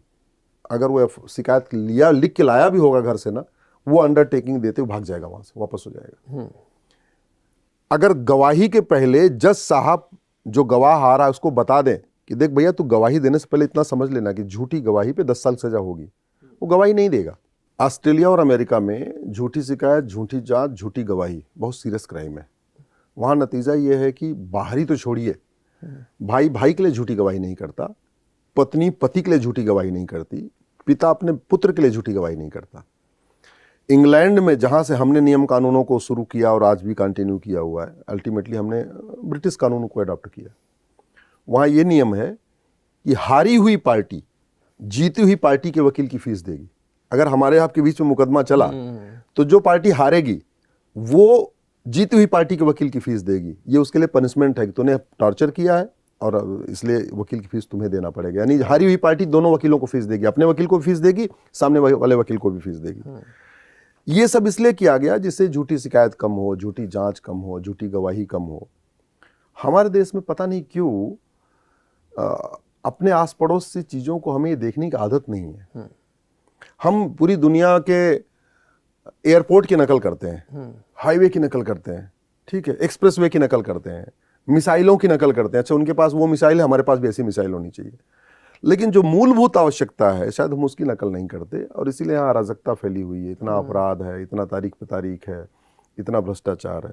अदरवाइज इसका समाधान हो सकता है, क्योंकि हमने किसी फर्जी गवाही देने वाले को सज़ा नहीं दिया, हमने फर्जी जांच करने वाले किसी पुलिस वाले को जेल नहीं भेजा, हमने फर्जी फैसला देने वाले जज को कभी सस्पेंड नहीं किया, टर्मिनेट नहीं किया, हमने फर्जी शिकायत करने वाले को 4 से 10 साल के लिए जेल में नहीं भेजा। वो खौफ नहीं पैदा हो पाया है, इसीलिए ये झूठी शिकायत भी चल रही है, झूठी जांच भी चल रही है, झूठी गवाही भी चल रही है और झूठे फैसले भी आ रहे हैं। सच्चाई तो ये है कि डिस्ट्रिक्ट कोर्ट्स वगैरह में बहुत कई ऐसे केसेस हैं जहां साफ साफ दिखता है कि ये फैसला जानबूझ के गलत दिया गया है। तो अगर वो फैसला दिख रहा है, फेस पे दिख रहा है, तो इसका मतलब या तो जज इनकम्पिटेंट है फैमिली कोर्ट का या डिस्ट्रिक्ट कोर्ट का या ट्रायल कोर्ट का, और अगर इनकम्पिटेंट नहीं है तो फिर तो कुछ न कुछ गड़बड़ हुआ है। इसका मतलब कहीं माल पानी कुछ लेन देन हुआ है, तभी तो हुआ है। वो दिख जाता है, साफ साफ दिखता है। बड़ा बुनियादी सवाल अगेन है, जागरूकता के लिए हम बात कर रहे हैं। लोगों के जहन में आता है कि कोई आदमी अगर 20,000 रुपए की कहीं नौकरी पाने जाता है तो उससे पूछा जाता है तुम्हारी योग्यता क्या है, तुम्हारा अनुभव क्या है। मैंने भी खुद एक वीडियो में एक उदाहरण का जिक्र किया कि सपोज कोई आदमी अगर कैप्टन बनना चाहता है फ्लाइट का, जिसमें 250 या 300 लोग सफर करते हैं, तो उसे कम से कम 2000 घंटे का फ्लाइंग एक्सपीरियंस होना चाहिए उसके पास, क्योंकि उसके हाथ में 300 लोगों की जिंदगी है कि भैया इतनी योग्यता और इतना अनुभव तो होना चाहिए। उसी तरह जो आदमी स्टेट को रन करता है, उसका मुख्यमंत्री है, जो सांसद है, जिसके हाथ में है कि वो 5 करोड़ लोगों की जिंदगी बनाया बिगाड़ सकता है, क्या उसकी कोई योग्यता नहीं है? क्या उसकी योग्यता का कोई पैमाना नहीं है? क्या वहाँ उसकी कोई एजुकेशन, प्रोफेशनल क्वालिफिकेशन, उसकी कॉम्पिटेंस किसी तरह से चेक नहीं होनी चाहिए? या हम देखते हैं कि एक वरिष्ठ कोई आदमी विधायक मर जाता है, सांसद मर जाता है, अगले दिन उसी का बेटा, उसकी पत्नी चुनाव लड़ जाती है। क्या अगर यही फॉर्मूला हम हर फील्ड में लागू करने लग जाएं, सचिन तेंदुलकर कहें कि मैं नंबर 4 पर खेलता रहा हूं, मेरे बाद मेरे बेटे अर्जुन तेंदुलकर नंबर 4 पर खेलेंगे, तो भारतीय टीम का क्या होगा? अगर क्रिकेट में योग्यता पैमाना है तो राजनीति तो ज्यादा बड़ी चीज है। मनोरंजन में अगर योग्यता होनी चाहिए तो राजनीति जो देश का भविष्य बनाती है, वहां पर योग्यता का पैमाना क्यों नहीं? बिल्कुल होना चाहिए, बिल्कुल होना चाहिए। और मुझे लगता है कहीं ना कहीं इलेक्शन रिफॉर्म की जरूरत है। 1951 का जो कानून बना रिप्रेजेंटेशन ऑफ पीपल एक्ट, जिससे पूरे देश में इलेक्शन होता है और सब चीज़ चलती हैं, उसको बदलने की ज़रूरत है। देश में इलेक्शन रिफॉर्म करना बहुत ज़रूरी है। इलेक्शन रिफॉर्म के ऊपर बड़ी चर्चाएं भी हो चुकी हैं। लॉ कमीशन रिपोर्ट दे चुका है, वेंकटचलैया कमीशन रिपोर्ट दे चुका है, गोस्वामी कमेटी ने रिपोर्ट दिया, कृष्णमूर्ति कमेटी ने रिपोर्ट दिया, बहुत, लेकिन सारी रिपोर्टें धूल खा रही हैं। आज तक कभी उन पर पार्लियामेंट में चर्चा नहीं हुई। अरे ये तो छोड़िए, मतलब कानून कितना घटिया, उसका आपको एक क्लासिक एग्जाम्पल बताता हूँ कि अगर आप सजा याफ्ता है तो चुनाव नहीं लड़ सकते 6 साल तक, लेकिन आप पार्टी बना के पार्टी अध्यक्ष बन के दूसरों चुनाव लड़ा सकते हैं। ठीक है। और दूसरा, आप चपरासी हैं, आप सिपाही हैं, क्लर्क हैं, आपको 2 दिन की सजा हो जाए तो आप आजीवन टर्मिनेट हो जाएंगे नौकरी से। ठीक है। लेकिन अगर आप सांसद विधायक हैं तो 2 दिन तो छोड़ो, 2 साल तक की सजा में कोई सस्पेंशन नहीं, कोई टर्मिनेशन नहीं, और 2 साल से ज्यादा की सजा होगी तो चुनाव लड़ने पे मात्र 6 साल का प्रतिबंध है, पार्टी बनाने, पार्टी पदाधिकारी बनने पर भी प्रतिबंध नहीं है। इसलिए कितने सारे लोग यहाँ पे सजा याफ्ता हुए, उसके बाद पार्टी अध्यक्ष बन गए। लालू पार्टी अध्यक्ष बने हुए हैं, शशिकला पार्टी अध्यक्ष बने हुई हैं, वो मधु कोड़ा पार्टी अध्यक्ष बने हुए हैं। चौटाला साहब तो अब दुनिया में नहीं रहे, नहीं तो पूरे जिंदगी भर वो मरने के पहले तक लगातार वो पार्टी अध्यक्ष बने रहे। इस देश में कानून इतना सड़ा हुआ है। मैं इसलिए बार बार कहता हूं कि आप समाज जागरण करके व्यवस्था को नहीं बदल सकते। व्यवस्था बदलिए, समाज बहुत तेज साथ अपने आप बदल जाएगा। बिल्कुल। और नियम कानून इतना पावरफुल होता है। मैं बहुत दिन से कहता था नियम कानून बहुत पावरफुल होता है, लोग मानते नहीं थे, लेकिन अब मानने लग गए। पिछले 1 महीने की घटना में 1 साल तक भारत के अंदर हजारों लोग कार्यक्रम हुए, हम सब हिंदू एक हैं, हम सब हिंदू एक हैं, हम सब हिंदू एक हैं। लाखों घंटे इस पे खर्च किए गए, सबको जोड़ने पे, हम सब हिंदू एक हैं, हम सब हिंदू। एक पन्ने का नोटिफिकेशन आया, 1 साल की मेहनत को पानी में मिला चला गया। 1 पन्ने का नोटिफिकेशन आया, जो साल भर हम सब हिंदू एक हैं, हम सब हिंदू हो गए, उसमें कहीं न कहीं एक डेंट आ गया। इसका उल्टा भी है कि आप ऐसे कानून भी बना सकते हैं कि साल भर जो मेहनत करने पे समाज नहीं कर पाएगा, वो आपका एक कानून कर देगा। आप ऐसे नियम कानून बना सकते हैं कि साल भर प्रयास करने के बाद उतनी एकता अखंडता नहीं आएगी जितना एक कानून से आ जाएगी। एक कानून बना दे, पूरे देश में सामाजिक समरसता आ जाएगी। एक कानून बना दे, पूरे देश में इन्वायरमेंट आपका बहुत अच्छा हो सकता है। तो नियम कानून बड़ा पावरफुल है। जब तक हमारा देश क्या व्यक्ति ड्रिवन चल रहा है, व्यक्ति पे निर्भर होकर चल रहा है, सिस्टम पे निर्भर होकर नहीं चल रहा है। अच्छा व्यक्ति आ रहा है तो ठीक है, थोड़ा अच्छा काम हो रहा है, बुरा व्यक्ति आ रहा है तो फिर वही गड़बड़ हो रहा है। ऐसा नहीं होना चाहिए। विकसित भारत बनाना है, आपको दुनिया की एक महाशक्ति बननी है, तो व्यक्ति आधारित सिस्टम नहीं होना चाहिए, बल्कि व्यवस्था आधारित सिस्टम होना चाहिए। ऐसा नहीं होना चाहिए कि यार 2017 के पहले उत्तर प्रदेश में आतंकवादियों का मुकदमा वापस हो रहा था और 2017 के बाद आतंकवादियों घर में बुलडोजर चलने लग गया। सही बात। ये व्यक्ति के बदलने से जो परिवर्तन नहीं, आपका सिस्टम ऐसा होना चाहिए कि आतंकवादी घर में बुलडोजर चलेगा, वो मुख्यमंत्री कोई हो, कोई फर्क नहीं पड़ता। जैसे सिंगापुर में कोई प्रधानमंत्री बन जाए, वहां भ्रष्टाचार हो ही नहीं सकता। जापान में कोई प्रधानमंत्री हो जाए, वहां पे कोई जासूस पैदा ही नहीं हो सकता। चीन में कोई राष्ट्रपति बन जाए, कोई फर्क नहीं पड़ता। सिस्टम एज इट इज चलता रहेगा। दुनिया के जिन देशों ने सिस्टम को अच्छा बनाया, वहां पे व्यक्ति के बदलने से बहुत फर्क नहीं पड़ता। बहुत हमारे यहाँ क्या हो रहा है कि मुख्यमंत्री के बदलने से, सत्ता के बदलने से बहुत फर्क पड़ रहा है। क्यों? क्योंकि हम व्यक्ति आधारित सिस्टम को चला रहे हैं, हमने सिस्टम को नहीं बदला। हाँ बिल्कुल। ये आपने जो बात की ना अश्विनी, जो हर चीज हर क्षेत्र में लागू होती है। इवन कि खेलों में भी कहते हैं कि अगर किसी देश में किसी खेल का इंफ्रास्ट्रक्चर है, सिस्टम है, तो अगर 2 4 5 खिलाड़ी चले भी जाते हैं तो और खिलाड़ी आ जाते हैं, क्योंकि सिस्टम है। और जैसे भारत में अगर यूं कहीं कि टेनिस का उस तरह से सिस्टम नहीं है, तो जब लिएंडर पेस और महेश भूपति गए तो हमें अगला लिएंडर पेस महेश भूपति नहीं मिला, क्योंकि वो हम इंडिविजुअल पर डिपेंड कर रहे थे। खैर, इस पर भी हम आएंगे, लेकिन अश्विनी जी, आप और कई संवेदनशील और गंभीर मामलों पर अपनी आवाज उठाते हैं ना, उसमें घुसपैठ का मामला भी है। आपका कहना है कि तकरीबन 5 करोड़ से ज्यादा जो अलग अलग घुसपैठिए भारत में हैं। मतलब इतनी तो मुझे लगता है कि दुनिया के 90% देशों में शायद अधिकतम जनसंख्या नहीं होगी 5 करोड़, अगर मैं गलत नहीं हूं तो। और जितने हमने घुसपैठिए रख रखे हैं, और ये घुसपैठिए भी वो हैं जो ज्यादातर यूं कहें कि हमारे दुश्मन देशों से भी उनमें है ना, ये जो भारत के लिए अच्छी भावना नहीं रखते हैं। तो पहले तो ये बताइए कि कोई देश इतना लचर कैसे हो सकता है कि कोई भी आदमी वहां पर घुसकर चला जाए। बाकी की यूरोपीय देशों में अगर आप घूमने भी जाना चाहते हैं तो टूरिस्ट वीजा लगाना भी आसान नहीं होता। यूएस के लिए टूरिस्ट वीजा लगाना भी मुश्किल है, और हमारे देश में लोग घुसपैठ करके आते हैं, आधार कार्ड बनाते हैं, नौकरी करते हैं, बच्चे पैदा करते हैं, और कुछ जगह तो चुनाव भी लड़ जाते हैं। कैसे हो जाता है ये? देखिए, हमारी बाउंड्री अफगानिस्तान से मिली है, पाकिस्तान से मिली है, बांग्लादेश से मिली है, म्यांमार से मिली है, बाकी समुद्र वाला बॉर्डर एरिया है। जो सबसे लंबी हमारी बाउंड्री है लगभग 4000 किलोमीटर की, वो है बांग्लादेश के साथ। 4000 किलोमीटर लंबी बाउंड्री। अब तो उसमें काफ़ी हद तक बाढ़ लग गई, हालांकि अभी भी काफ़ी एरिया बचा हुआ है, लेकिन इसके पहले तक एकदम, मैं तो सिलीगुड़ी गया हूँ, मैं जलपाईगुड़ी जाके देख के आया, मैं असम के बॉर्डर देख के आया, बंगाल का बॉर्डर देख के आया, त्रिपुरा वाला बॉर्डर में देख के आया। आराम से आप ऐसे इधर से उधर जा सकते हैं, कोई दिक्कत ही नहीं है। उसका एक बड़ा कारण था, हमने कभी देश आज़ाद होने के बाद राष्ट्रीय सुरक्षा को टॉप प्रायोरिटी दिया नहीं, हमने अपनी बाउंड्री बनाई नहीं। आज के कितने सैकड़ों साल पहले चीन की दीवार बना चुका है। अगर हमने आज़ाद होने के बाद अपनी दीवार बनाना शुरू किया होता, आज हमारे पास भी भारत की दीवार होती और पूरे चारों तरफ बन चुकी होती। हमारा क्योंकि हम तो चीन के 1/3 हैं। चीन हमसे 3 गुना बड़ा है, फिर भी इतनी बड़ी दीवार बना लिया। हम तो चीन के 1/3 हैं, हमारी दीवार बन चुकी होती है, कभी प्रायोरिटी नहीं रही। दूसरा, घुसपैठियों को बसाया पॉलिटिकल पार्टियों ने, नेताओं ने बसाया, उनको एक बैच में वोट मिल गया। भाई पार्षद प्रधान का जो चुनाव होता है वो 50 वोट से हार जीत का फैसला होता है, तो लोगों ने पार्षद प्रधान बनने के लिए अपने वार्ड में, अपने गांव में 100 घुसपैठिए रख लिए। बोले बाकी वोट जिधर होगा लेकिन ये 100 वोट हमारा पक्का हो गया। तो ऐसे भी खूब हुआ है और वो है, आज भी चल रहा है। नेताओं ने खूब किया ये काम कि खुद ही आने दिया, बसाने दिया, आने दिया, बसाने दिया। उसका जो सबसे बड़ा मूल कारण है घुसपैठ का, वो है घटिया कानून। हमारे देश में 1946 का फॉरेनर एक्ट चल रहा था, जो 2025 में भी बदला गया।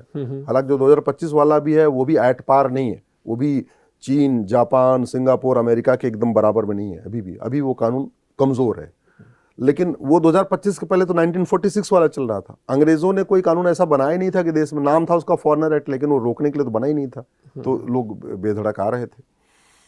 दूसरा बड़ा कारण है घुसपैठ का, वो है घूसखोरी। घुसपैठी आते हैं बॉर्डर पे, 2000 रुपये, पहले तो 500 रुपये रेट हुआ करता था, आज की रेट में 2000 रुपये रेट है कि पर हेड 2000। वहाँ पे जो लोग ड्यूटी कर रहे हैं उनको 2000 रुपये दिए, अंदर आ गए। अंदर आए, हमने जो कानून बनाया इतना घटिया बनाया, हमने आधार एक्ट बनाया। आधार एक्ट में हमने लिख दिया कि जो विदेशी हैं उनको भी इश्यू हो सकता है आधार। तो एक तरीके से आधार एक्ट घुसपैठियों को लीगलाइज करने का काम कर रहा है। ऐसा क्यों किया? लेकिन आधार एक्ट में लिखा हुआ है कि जो आदमी 6 महीने से भारत में रह रहा है उसको आधार बन सकता है। तो घुसपैठी उसी कानून का फायदा उठा रहे हैं। वो कॉमन सर्विस सेंटर पे जाते हैं, 2000 रुपये देते हैं, आधार बन जाता है। आधार एक्ट में हमने ये भी नहीं लिखा कि जो आधार बनेगा उसमें कौन कौन लिख के देगा।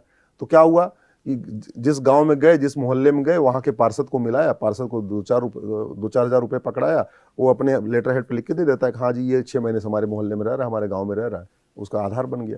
जैसे उसका आधार बन जाता है, फिर वो तहसील के दलाल को 2000 रुपये देता है, उसका राशन कार्ड बन जाता है। जब 2 डॉक्यूमेंट हो गया, नगर निगम के दलाल को देता है, वो बर्थ सर्टिफिकेट बना के दे देता है। जब 3 डॉक्यूमेंट हो जाता है, आरटी ऑफिस के दलाल को 3000 रुपये देता है, तो ड्राइविंग लाइसेंस बनवा लेता है। और जब उसके 4-5 डॉक्यूमेंट इकट्ठा हो गए तो गांव का पार्षद प्रधान जिसके कांटेक्ट में है वो बीएलओ से बात करके, चुनाव तो आते रहते हैं कहीं न कहीं, वोटर लिस्ट में नाम जुड़वा देता है, हो गया भारत का नागरिक। 12 से 15 हज़ार रुपये खर्च किया और भारत का नागरिक बन गया। और खर्च किया 12 से 15 हज़ार रुपये और कम से कम साल भर में 5 लाख रुपए का फायदा उठा लिया। 3-3.5 लाख रुपए का प्रधानमंत्री आवास ले लिया, मुफ्त में मुद्रा लोन उठा लिया। केंद्र सरकार की योजनाओं का पूरा फायदा उठा रहा है घुसपैठिया, राज्य सरकार की योजनाओं का सारा फायदा उठा रहा है घुसपैठिया। तो कुल मिला के भारत के टैक्स पेयर के पैसे से एक रुपए उसको टैक्स देना नहीं है। हमारे हिस्से की जमीन पे कब्जा कर लिया, हमारे हिस्से का पानी पी रहा है, हमारे हिस्से का रोजगार भी छीन लिया। जो रोजगार यहाँ के लोगों को मिल सकता था वो रोजगार घुसपैठिया ले गया। ऑटो चला रहा है, ट्रक ड्राइवर का काम कर रहा है, बहुत सारे नगर निगमों में सफाई, लखनऊ में भी पकड़े गए हैं, वो सब सफाई कर्मचारी का काम कर रहे हैं, बताओ। ठीक है, वो घुसपैठी वो पकड़े गए वहां पे। तो वो धीरे धीरे करके मिक्स हो गया। उसमें सबसे बड़ा योगदान था कानून घटिया। एक तो करप्शन का वाला कानून महा घटिया, दूसरा घुसपैठ वाला कानून भी महा घटिया। और इसके लिए जिम्मेदार स्वाभाविक सी बात है पॉलिटिकल पार्टियां हैं, जिन्होंने कभी इसके ऊपर गंभीरता के साथ चर्चा नहीं किया। हमने जब 2017 में फाइल किया था तो हमने आंकड़े दिए थे कि भारत में 5 करोड़ है, जो हमने सुप्रीम कोर्ट में 2017 में अभी तो 26 आ रहा है। कितने घुसपैठिए गए मुझे नहीं पता, लेकिन यहाँ घुसपैठिए जो हैं वो जनसंख्या विस्फोट कर रहे हैं, ये मैं पूरे जिम्मेदारी के साथ कहता हूँ।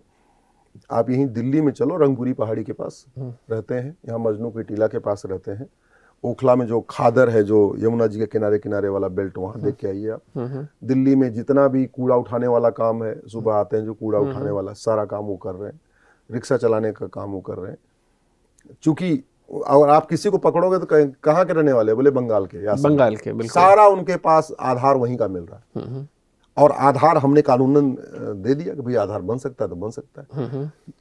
जब तक फर्जी डॉक्यूमेंट बनाने और बनवाने को बहुत सीरियस क्राइम डिक्लेयर नहीं करेंगे, जब तक करप्शन को बहुत सीरियस क्राइम डिक्लेयर नहीं करेंगे, तब तक आप घुसपैठ को रोक नहीं सकते। एक बीएसएफ का कमांडेंट पकड़ा गया, उसके पास से 22 करोड़ रुपए मिले बॉर्डर पे। जो बॉर्डर का रेट है वो 2000 पर पर्सन है। अगर आप 22 करोड़ को 2000 से आप डिवाइड करिए, अगर सिर्फ उसने लोगों से ही लिया तो इसका मतलब उसने 1,10,000 लोगों को अंदर कर दिया उसने। तो पाकिस्तानी भी आराम से आ जाते हैं, अफगानिस्तानी भी आ जाते हैं, रोहिंग्या भी आ गए हैं, बांग्लादेशी भी आ चुके हैं, कुकी भी खूब आ चुके हैं म्यांमार से। और सिद्धांत हमने वो अपनाया नहीं। मैं गांव का रहने वाला हूं, मैं आपको गांव का एक बताता हूं। गांव में ना ऐसे कुत्तों का झुंड होता है, तो वो सिलेक्टेड घरों पे जाके बैठते हैं और कुछ घरों पे बिल्कुल नहीं बैठते। एक बार मैंने पिताजी से पूछा, हमने कहा पिता ये उस घर पे देखा मैंने 4-5 बैठे हुए थे, और जब यहाँ से उठे तो बगल वाले घर पे नहीं गए, उसको क्रॉस करके तीसरे वाले घर पे चले गए, क्यों गए? तो पिताजी बोले कि इस घर में रोटी मिलती है और इस घर में इनको डंडा मिलता है, तो इसलिए कुत्ते उस घर में रुकते नहीं। आप जरा सोचिए, जानवर इसको पता है कि कहाँ हमको रोटी मिलेगी और कहाँ हमको लाठी मिलेगी, कहाँ दंड मिले, कहाँ हमको डंडा मिलेगा। तो इंसान नहीं जानेगा क्या? घुसपैठियों को पता है कि भारत का कानून सड़ा हुआ है, भारत की न्यायिक व्यवस्था ऐसे ही है, यहाँ तारीख पे तारीख चलेगी। एक बार भारत में घुस गए तो उनको पता है यहाँ 2-3 हज़ार में डॉक्यूमेंट बनता है, ठीक है, 10-12 हज़ार रुपये खर्च करके सारे डॉक्यूमेंट रेडी हो जाएंगे। इसीलिए अब तो वो चुनाव भी लड़ने लग गए हैं, सरकारी नौकरी में आने लग गए हैं। मुंबई में पकड़ा गया, वो तो ठेकेदारी करता है। सूरत में भी पकड़े गए हैं, बाकायदा वो ठेकेदार है। अब जहां बांग्लादेशी ठेकेदार है तो बांग्लादेश वो ठेकेदार भी सारे उन्हीं के लोगों को दे देगा। हाँ। तो आज की डेट में हमारा रोटी कपड़ा मकान सब कुछ छीन के ले जा रहे हैं, और जैसी चर्चा होनी चाहिए वैसी चर्चा नहीं हो रही। बिल्कुल। मेरी घुसपैठ के अलावा एक जनसंख्या के ऊपर भी मेरी PIL है। भारत के पास दुनिया की लगभग 2% जमीन है, हमारे पास पीने लायक जो पानी है वो दुनिया का लगभग 4% है, और हमारी जनसंख्या पहले से ही दुनिया की 20% हो चुकी है। और ग्रोथ आप देखिए, चीन का क्षेत्रफल भारत से 3 गुना ज्यादा है, और चीन में पर डे 45,000 बच्चे पैदा होते हैं। भारत का क्षेत्रफल चीन का 1/3 है, और भारत में पर डे 90,000 बच्चे पैदा होते हैं। अमेरिका का क्षेत्रफल भारत का 3 गुना ज्यादा है, अमेरिका की जनसंख्या 33 करोड़ है, और अमेरिका में पर डे 10,000 बच्चे पैदा होते हैं। भारत का क्षेत्रफल अमेरिका का 1/3 है, जनसंख्या 145 या 150 करोड़ के आसपास हो चुकी है, और पर डे 90,000 बच्चे पैदा होते हैं। हमारे पास जमीन है नहीं, हमारे पास पानी है नहीं। 100 शहरों में पीने लायक पानी, ग्राउंड वाटर बचा ही नहीं, लोग गंदा पानी पी रहे हैं। जो समृद्ध हैं, सक्षम हैं, वो तो बाहर से पानी पी रहे हैं, भैया बोतल वाला पी नहीं रहे। अदरवाइज पानी गंदा हो चुका है, ग्राउंड लेवल एकदम नीचे जा चुका है। लगभग 100 शहरों में सांस लेने लायक हवा नहीं है। AQI 200 से ऊपर जा रहा है, जबकि जो नॉर्मल AQI होता है वो 50 होता है। 100 AQI तक भी ठीक ठाक रहता है, आदमी ठीक से जिंदा रह लेता है, लेकिन 100 के ऊपर अगर AQI है तो बीमारियां आएंगी। तो भारत में लगभग 25 लाख लोगों की अकाल मौत हो रही है साल में। Air pollution, water pollution, noise pollution, land pollution, plastic pollution, thermal pollution, ये जो 10 तरीके का पोल्यूशन है, इससे लगभग 10 लाख लोगों की अकाल मौत हो रही है साल में। 2 लाख लोगों का जमीन विवाद में अकाल मौत हो रही है, 2 लाख लोगों की नशे के कारण अकाल मौत हो रही है, इसी तरीके से 2 लाख लोगों की कुपोषण कारण अकाल मौत हो। कुल मिला के 5 लाख लोग सड़क हादसों में मर, हाँ, सड़क हादसे में मर रहे हैं। 25 लाख लोगों की अकाल मौत। इस अकाल मौत में अगर आप रूट काज एनालिसिस करिए तो सबसे 2 ही रूट काज है, या तो करप्शन या तो पॉपुलेशन एक्सपोजर। जमीन से जहर पैदा हो रहा है। आज की डेट में आप जो रोटी खा रहे हैं, जो आप चावल खा रहे हैं, जो आप दाल खा रहे हैं, जो आप सब्जी खा रहे हैं, वो जहरीला हो चुका है।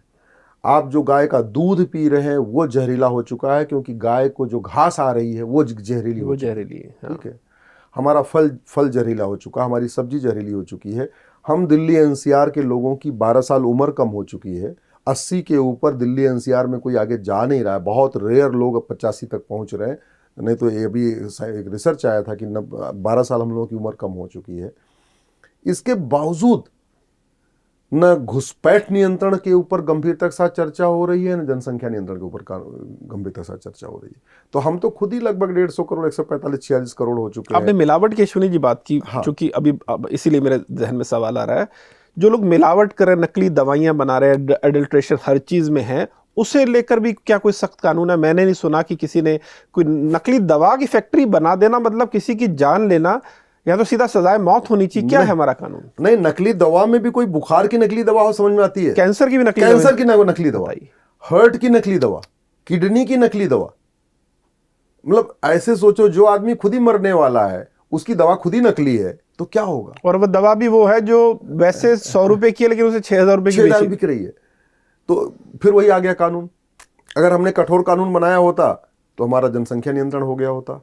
हमने कठोर कानून बनाया होता तो घूसखोरी रुक गई होती।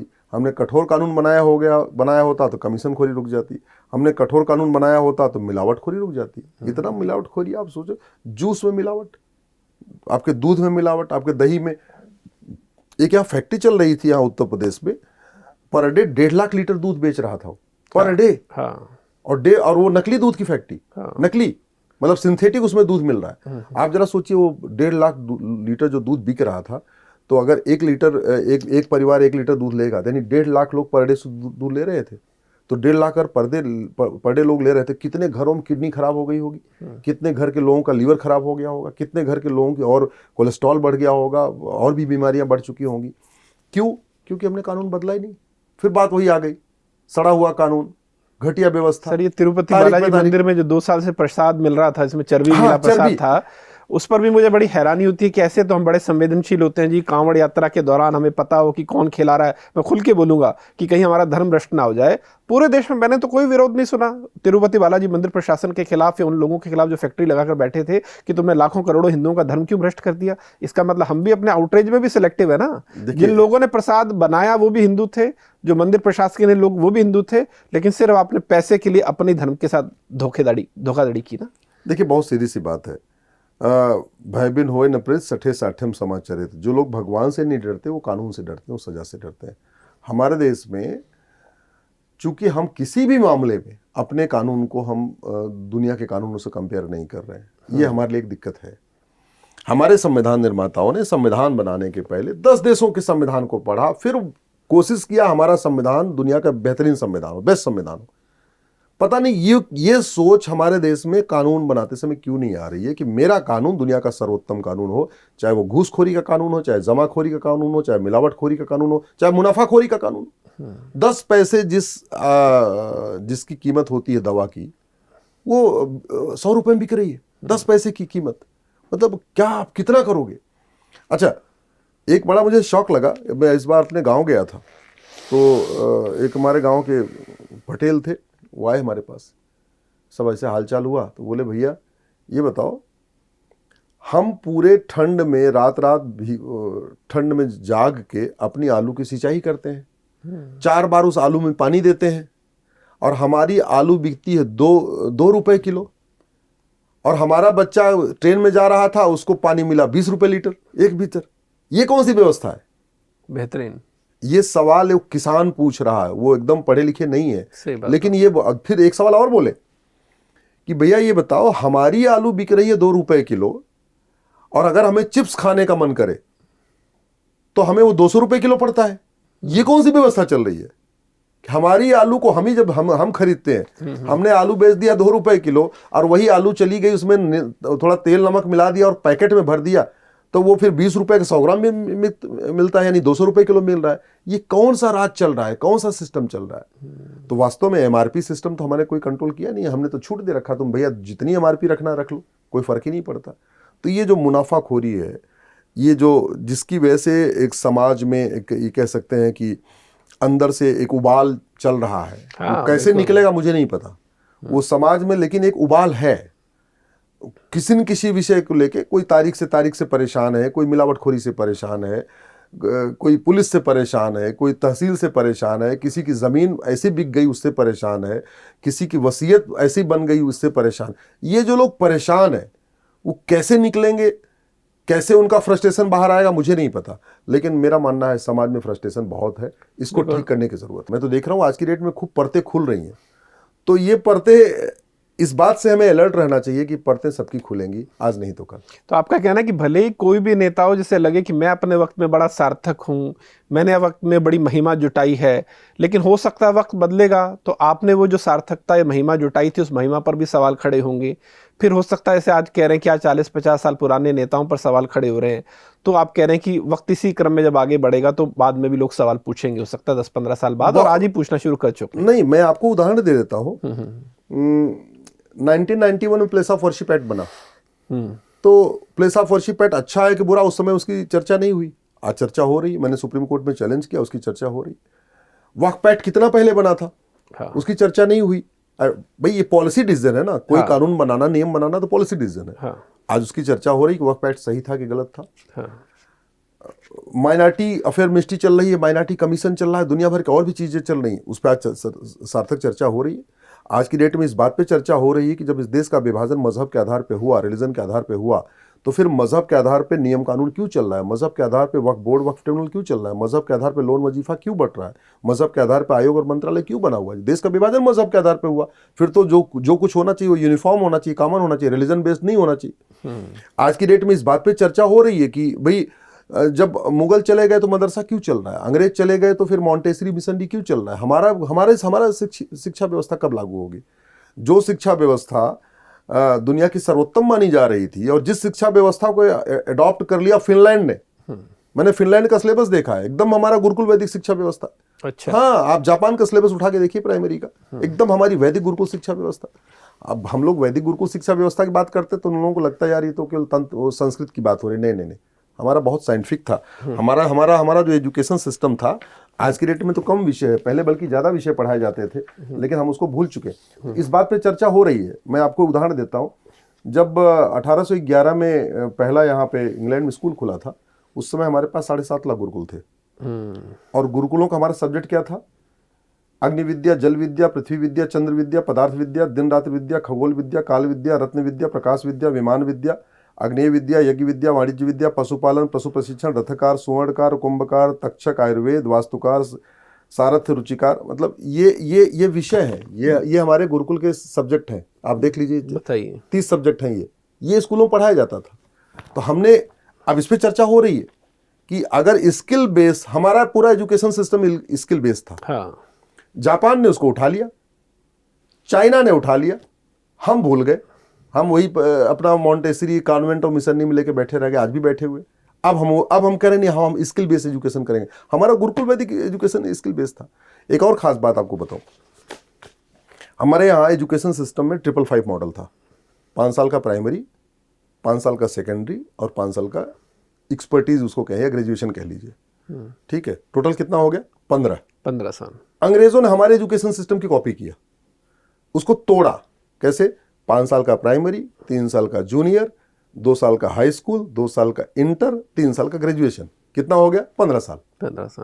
हमारा 555 था, 555, उन्होंने 5, 3, 2, 2, 3 कर दिया।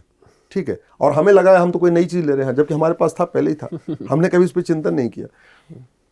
हमारा जो एजुकेशन सिस्टम था वो यूनिफॉर्म था। हमारा जो एजुकेशन सिस्टम था वो उसको ये कह सकते हैं कि यूनिफॉर्म सिलेबस, यूनिफॉर्म करिकुलम था। दुनिया के कई देशों ने अडॉप्ट किया। चाइना में यूनिफॉर्म एजुकेशन सिस्टम चल रहा है, 1 नेशन 1 सिलेबस चल रहा है, 1 नेशन 1 करिकुलम चल रहा है। अब कुछ लोग कहेंगे यार भारत में कैसे कर सकते हैं? अरे चीन हमसे 3 गुना बड़ा है, वो कर सकता था, हम क्यों नहीं कर सकते? और आज भी केंद्रीय विद्यालय का सिलेबस तो पूरे देश का कॉमन है। हाँ। नवोदय स्कूल का सिलेबस पूरे देश का कॉमन है। और ऐसा कौन सा सब्जेक्ट है जो आपको अलग अलग पढ़ाने की जरूरत है? मैथ का सिलेबस पूरे देश का एक हो सकता है, केमिस्ट्री का एक हो सकता है, जूलॉजी का एक हो सकता है, बॉटनी का एक हो सकता है, हिस्ट्री एक नेशनल हिस्ट्री हो सकती है, कि स्टेट लेवल अलग से एक हिस्ट्री हो सकती है। हिंदी का सिलेबस आपका पूरे देश का कॉमन हो सकता है, इंग्लिश का पूरे देश का कॉमन हो सकता है, संस्कृत का पूरे देश का कॉमन हो सकता है। ऐसा कौन सा विषय है जो आपको बंगाल में अलग पढ़ाना है, गुजरात में? हाँ, भाषा अलग है तो ठीक है, बंगाल वाला बंगाली में पढ़ेगा, गुजरात वाला गुजराती में पढ़ेगा, यूपी बिहार वाले हिंदी में पढ़ लेंगे, लेकिन सिलेबस करिकुलम तो कॉमन हो सकता है। लेकिन एंट्रेंस एग्जामिनेशन सारे एक। आपको इंजीनियरिंग में जाना है, आपको जेई क्वालिफाई करना, आपको मेडिकल में जाना, आपको नीट क्वालिफाई करना, तो जेई का पेपर सबके लिए कॉमन, नीट का पेपर सबके लिए कॉमन, क्लैट का पेपर सबके लिए कॉमन, एनडीए का पेपर सबके लिए कॉमन, आईएएस का पेपर सबके लिए कॉमन, सारे एंट्रेंस एग्जामिनेशन का पेपर कॉमन। और 10वीं 12वीं में 65 तरीके के एजुकेशन बोर्ड, 65 तरीके का सिलेबस, 65 तरीके का करिकुलम। क्यों? ये किसका जानते हैं खुरापात है? ये कोचिंग माफियाओं की खुरापात है कि तुम अलग अलग पढ़ो, आओगे हमारे यहाँ कोचिंग में, तब हम तुम्हें यूनिफॉर्म एजुकेशन देंगे, तब तुम्हें कॉमन है। भाई आप किसी भी XYZ कोचिंग में एडमिशन अपने बच्चे का कराओगे तो वो CBSE पढ़ के आया हो, ICSE पढ़ के आया हो, यूपी बोर्ड पढ़ के आया हो, कहीं से भी आया हो, लेकिन वो तो कॉमन वहाँ एजुकेशन सिस्टम रहता है। दूसरा, कोचिंग माफियाओं ने सिस्टम को ऐसा हाईजैक कर लिया कि जो 10वीं 12वीं में पढ़ाया जाता है वो एंट्रेंस एग्जाम में पूछा नहीं जाता। जो एंट्रेंस एग्जाम में पूछा जाता है वो 10वीं 12वीं में पढ़ाया नहीं जाता। वाह। तो आप मजबूर है अपने बच्चे को कोचिंग कराने के लिए। इसलिए आपका बच्चा 98% भी लाए 12वीं में, तब भी वो IIT में सिलेक्शन नहीं होगा जब तक कोचिंग नहीं कर लेगा। आपके बच्चे का 95% भी आ जाए तब भी वो मेडिकल में उसको एमबीबीएस में एडमिशन नहीं होगा जब तक कोचिंग नहीं करेगा। क्यों? सिस्टम में ऐसा पूरा तो क्या ये कोचिंग माफिया इतना प्रभावी है कि हमारी राष्ट्रीय शिक्षा नीति को भी प्रभावित कर रहा है कि वहाँ पर क्या बदलाव होंगे, क्या नहीं होंगे? और अदरवाइज बताइए कोचिंग की जरूरत क्यों है? अगर हमारा बच्चा 10वीं 12वीं में एबव 90% ला रहा है तो एंट्रेंस एग्जाम में वो एबव 90% आना चाहिए। आपने सिस्टम ही ऐसा कर रखा है कि बिना कोचिंग की वो क्वालिफाई नहीं कर पाएगा। आप जो पढ़ा रहे हो एंट्रेंस एग्जाम में पूछ नहीं रहे हो, जो एंट्रेंस एग्जाम में पूछ रहे हो वो आप 10वीं 12वीं में पढ़ा नहीं रहे हो। ये दिक्कत है। ये तो डिजाइन किया हुआ है। ये तो देखिए, इसको कहते हैं करप्शन बाय डिजाइन। इसको कहते हैं करप्शन बाय डिजाइन।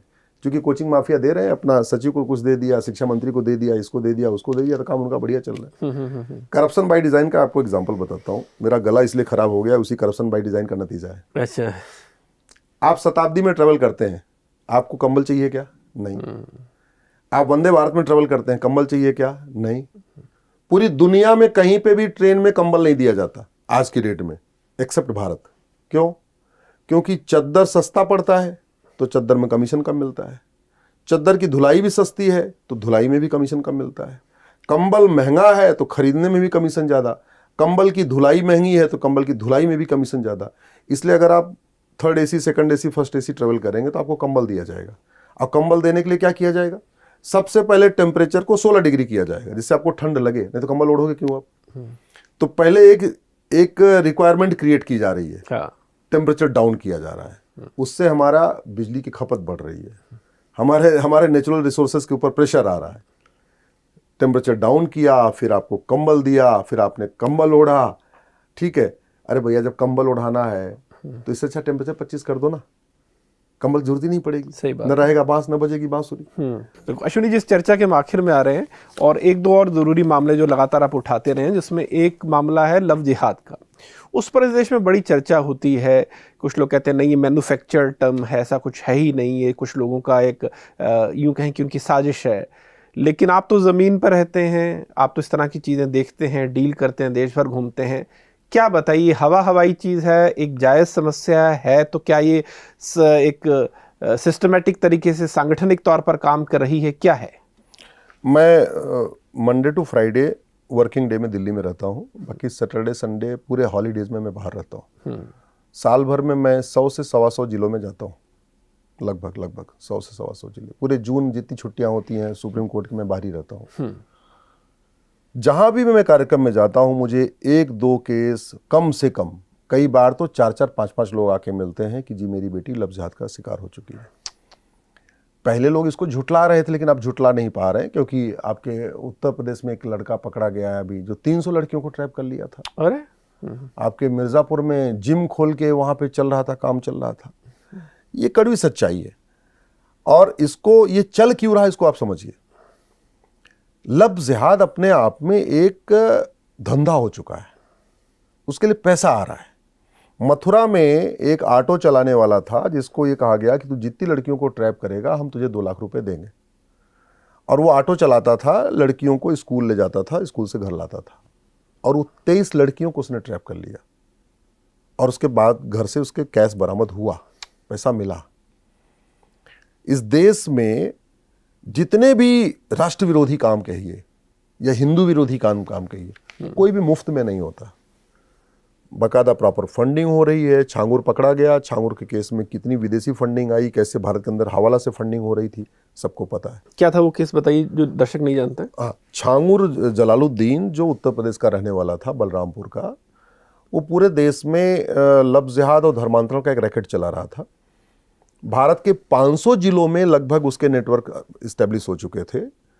रेट उसने फिक्स किया हुआ था कि अगर वो ब्राह्मण की बेटी है, क्षत्रिय की बेटी है, अग्रवाल, जैन, माहेश्वरी, मारवाड़ी की बेटी है, सिख की बेटी है, तो 15 लाख रुपए मिलेंगे उसको, जो लव जिहाद में ट्रैप कर लेगा। अगर वो यादव की, कुशवाहा की, पटेल की, पाटीदार की, देशमुख की, जो ओबीसी समाज है, इसकी बेटी होगी तो 10 लाख रुपए देता था वो। अगर वो पासवान, हरिजन, जाटो, जो दलित समाज है, उसकी बेटी के लिए 5 लाख रुपए, उसने 3 कैटेगरी बना रखी थी। पकड़ा गया वो, अभी जेल में है अंदर। पैसा कहाँ से आ रहा था उसके पास? पैसा उसके पास खाड़ी देशों से आ रहा था, हवाला के जरिए आ रहा था। खाड़ी देशों से FCRA के जरिए आ रहा था। एक 2010 में कानून बना था FCRA, वो अभी चल रहा है, वो खत्म नहीं हुआ, तो वो उससे फंडिंग आ रही थी। भारत के अंदर से जो ड्रग कार्टेल चलाने वाले हैं उससे भी उसको पैसा आ रहा था। तो भारत के अंदर से हवाला के जरिए आ रहा था, भारत के बाहर से उसको इस तरीके से आ रहा था। अब आप सोचिए, लगभग 5000 गुर्गे थे उसके, ठीक है, 5000 गुर्गे। हाँ, अब आप सोचो कि देश भर में अगर उसके 500 जिलों में 5000 गुर्गे हैं, ऑन एन एवरेज हर जिले में 100 गुर्गे हैं उसके। एक जिले में कॉलेज कितने होते हैं? 10 कॉलेज होते हैं, यानी हर कॉलेज में उसने 8-10 लड़कों को छोड़ रखा है कॉलेज के आसपास। वो बाइक लेके मंडरा रहे हैं, घूम रहे हैं, स्टंट कर रहे हैं, एक्शन कर रहे हैं, नंबर लेने की कोशिश कर रहे हैं। ये जो चल रहा है ना, ये कड़वी सच्चाई है।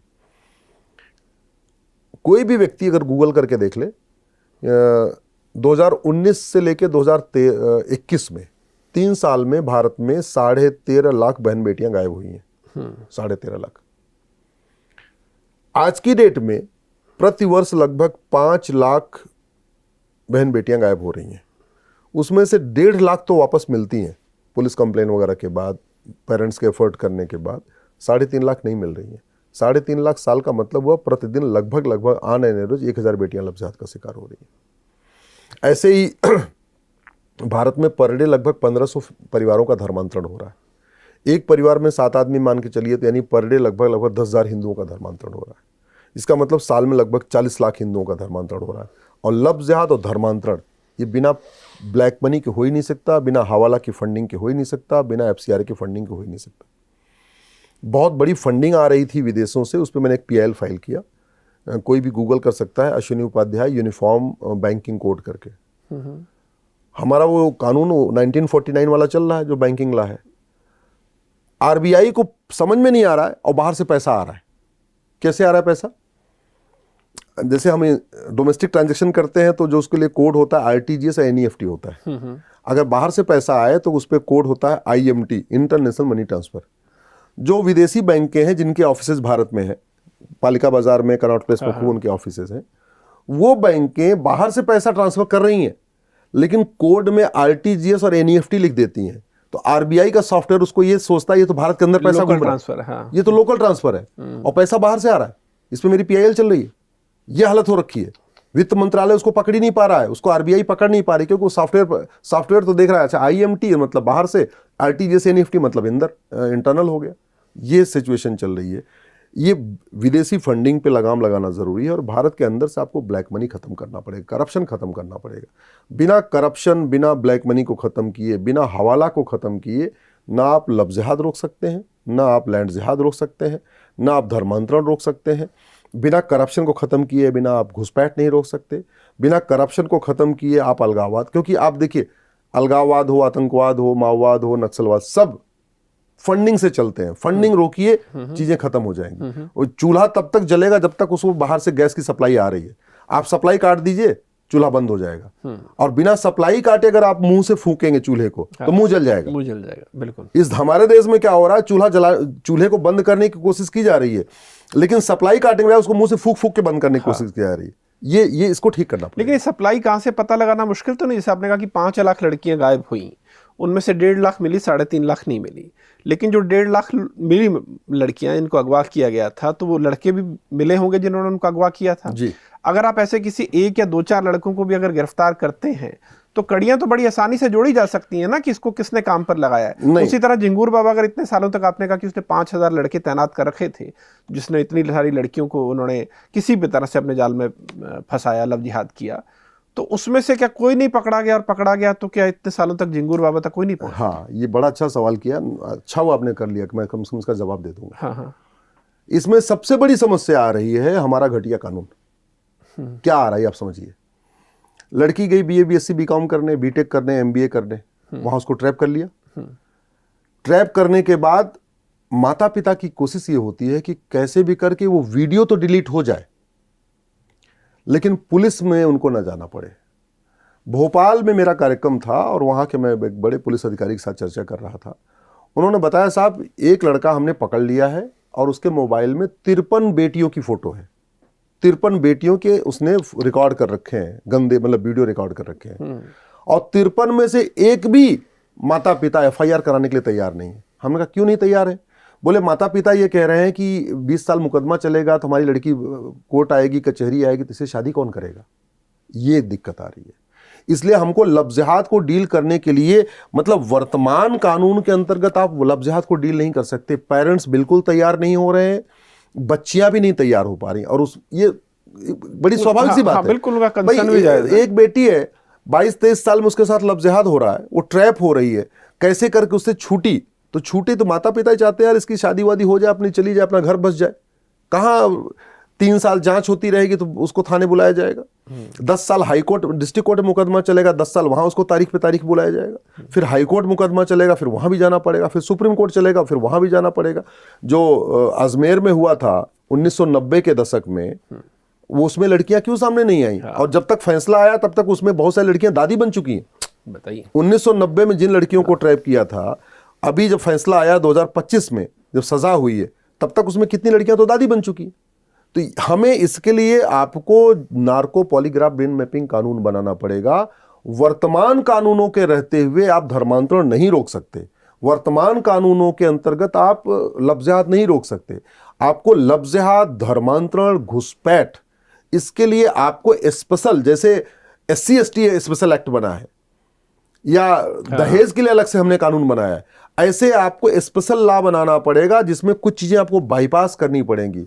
वो लड़की जो पहले से ही ट्रॉमा में है, जिसके माँ बाप पहले से ट्रॉमा में है, वो कोर्ट में आके अपनी और छीछा लेदर नहीं कराना चाहते। वो क्रॉस एग्जामिनेशन में क्या डिफेंस लॉयर तो कुछ भी पूछेगा, डिफेंस लॉयर से पूछेगा तुम पहली बार कहाँ मिली, तो क्यों मिली, तो क्यों गई, तो चाय पीने क्यों गई, तो तुमने मना क्यों नहीं किया। भाई डिफेंस लॉयर तो क्रॉस एग्जामिनेशन में क्या क्या पूछा जाता है, ठीक है, मतलब धज्जियां उड़ा दी जाती हैं।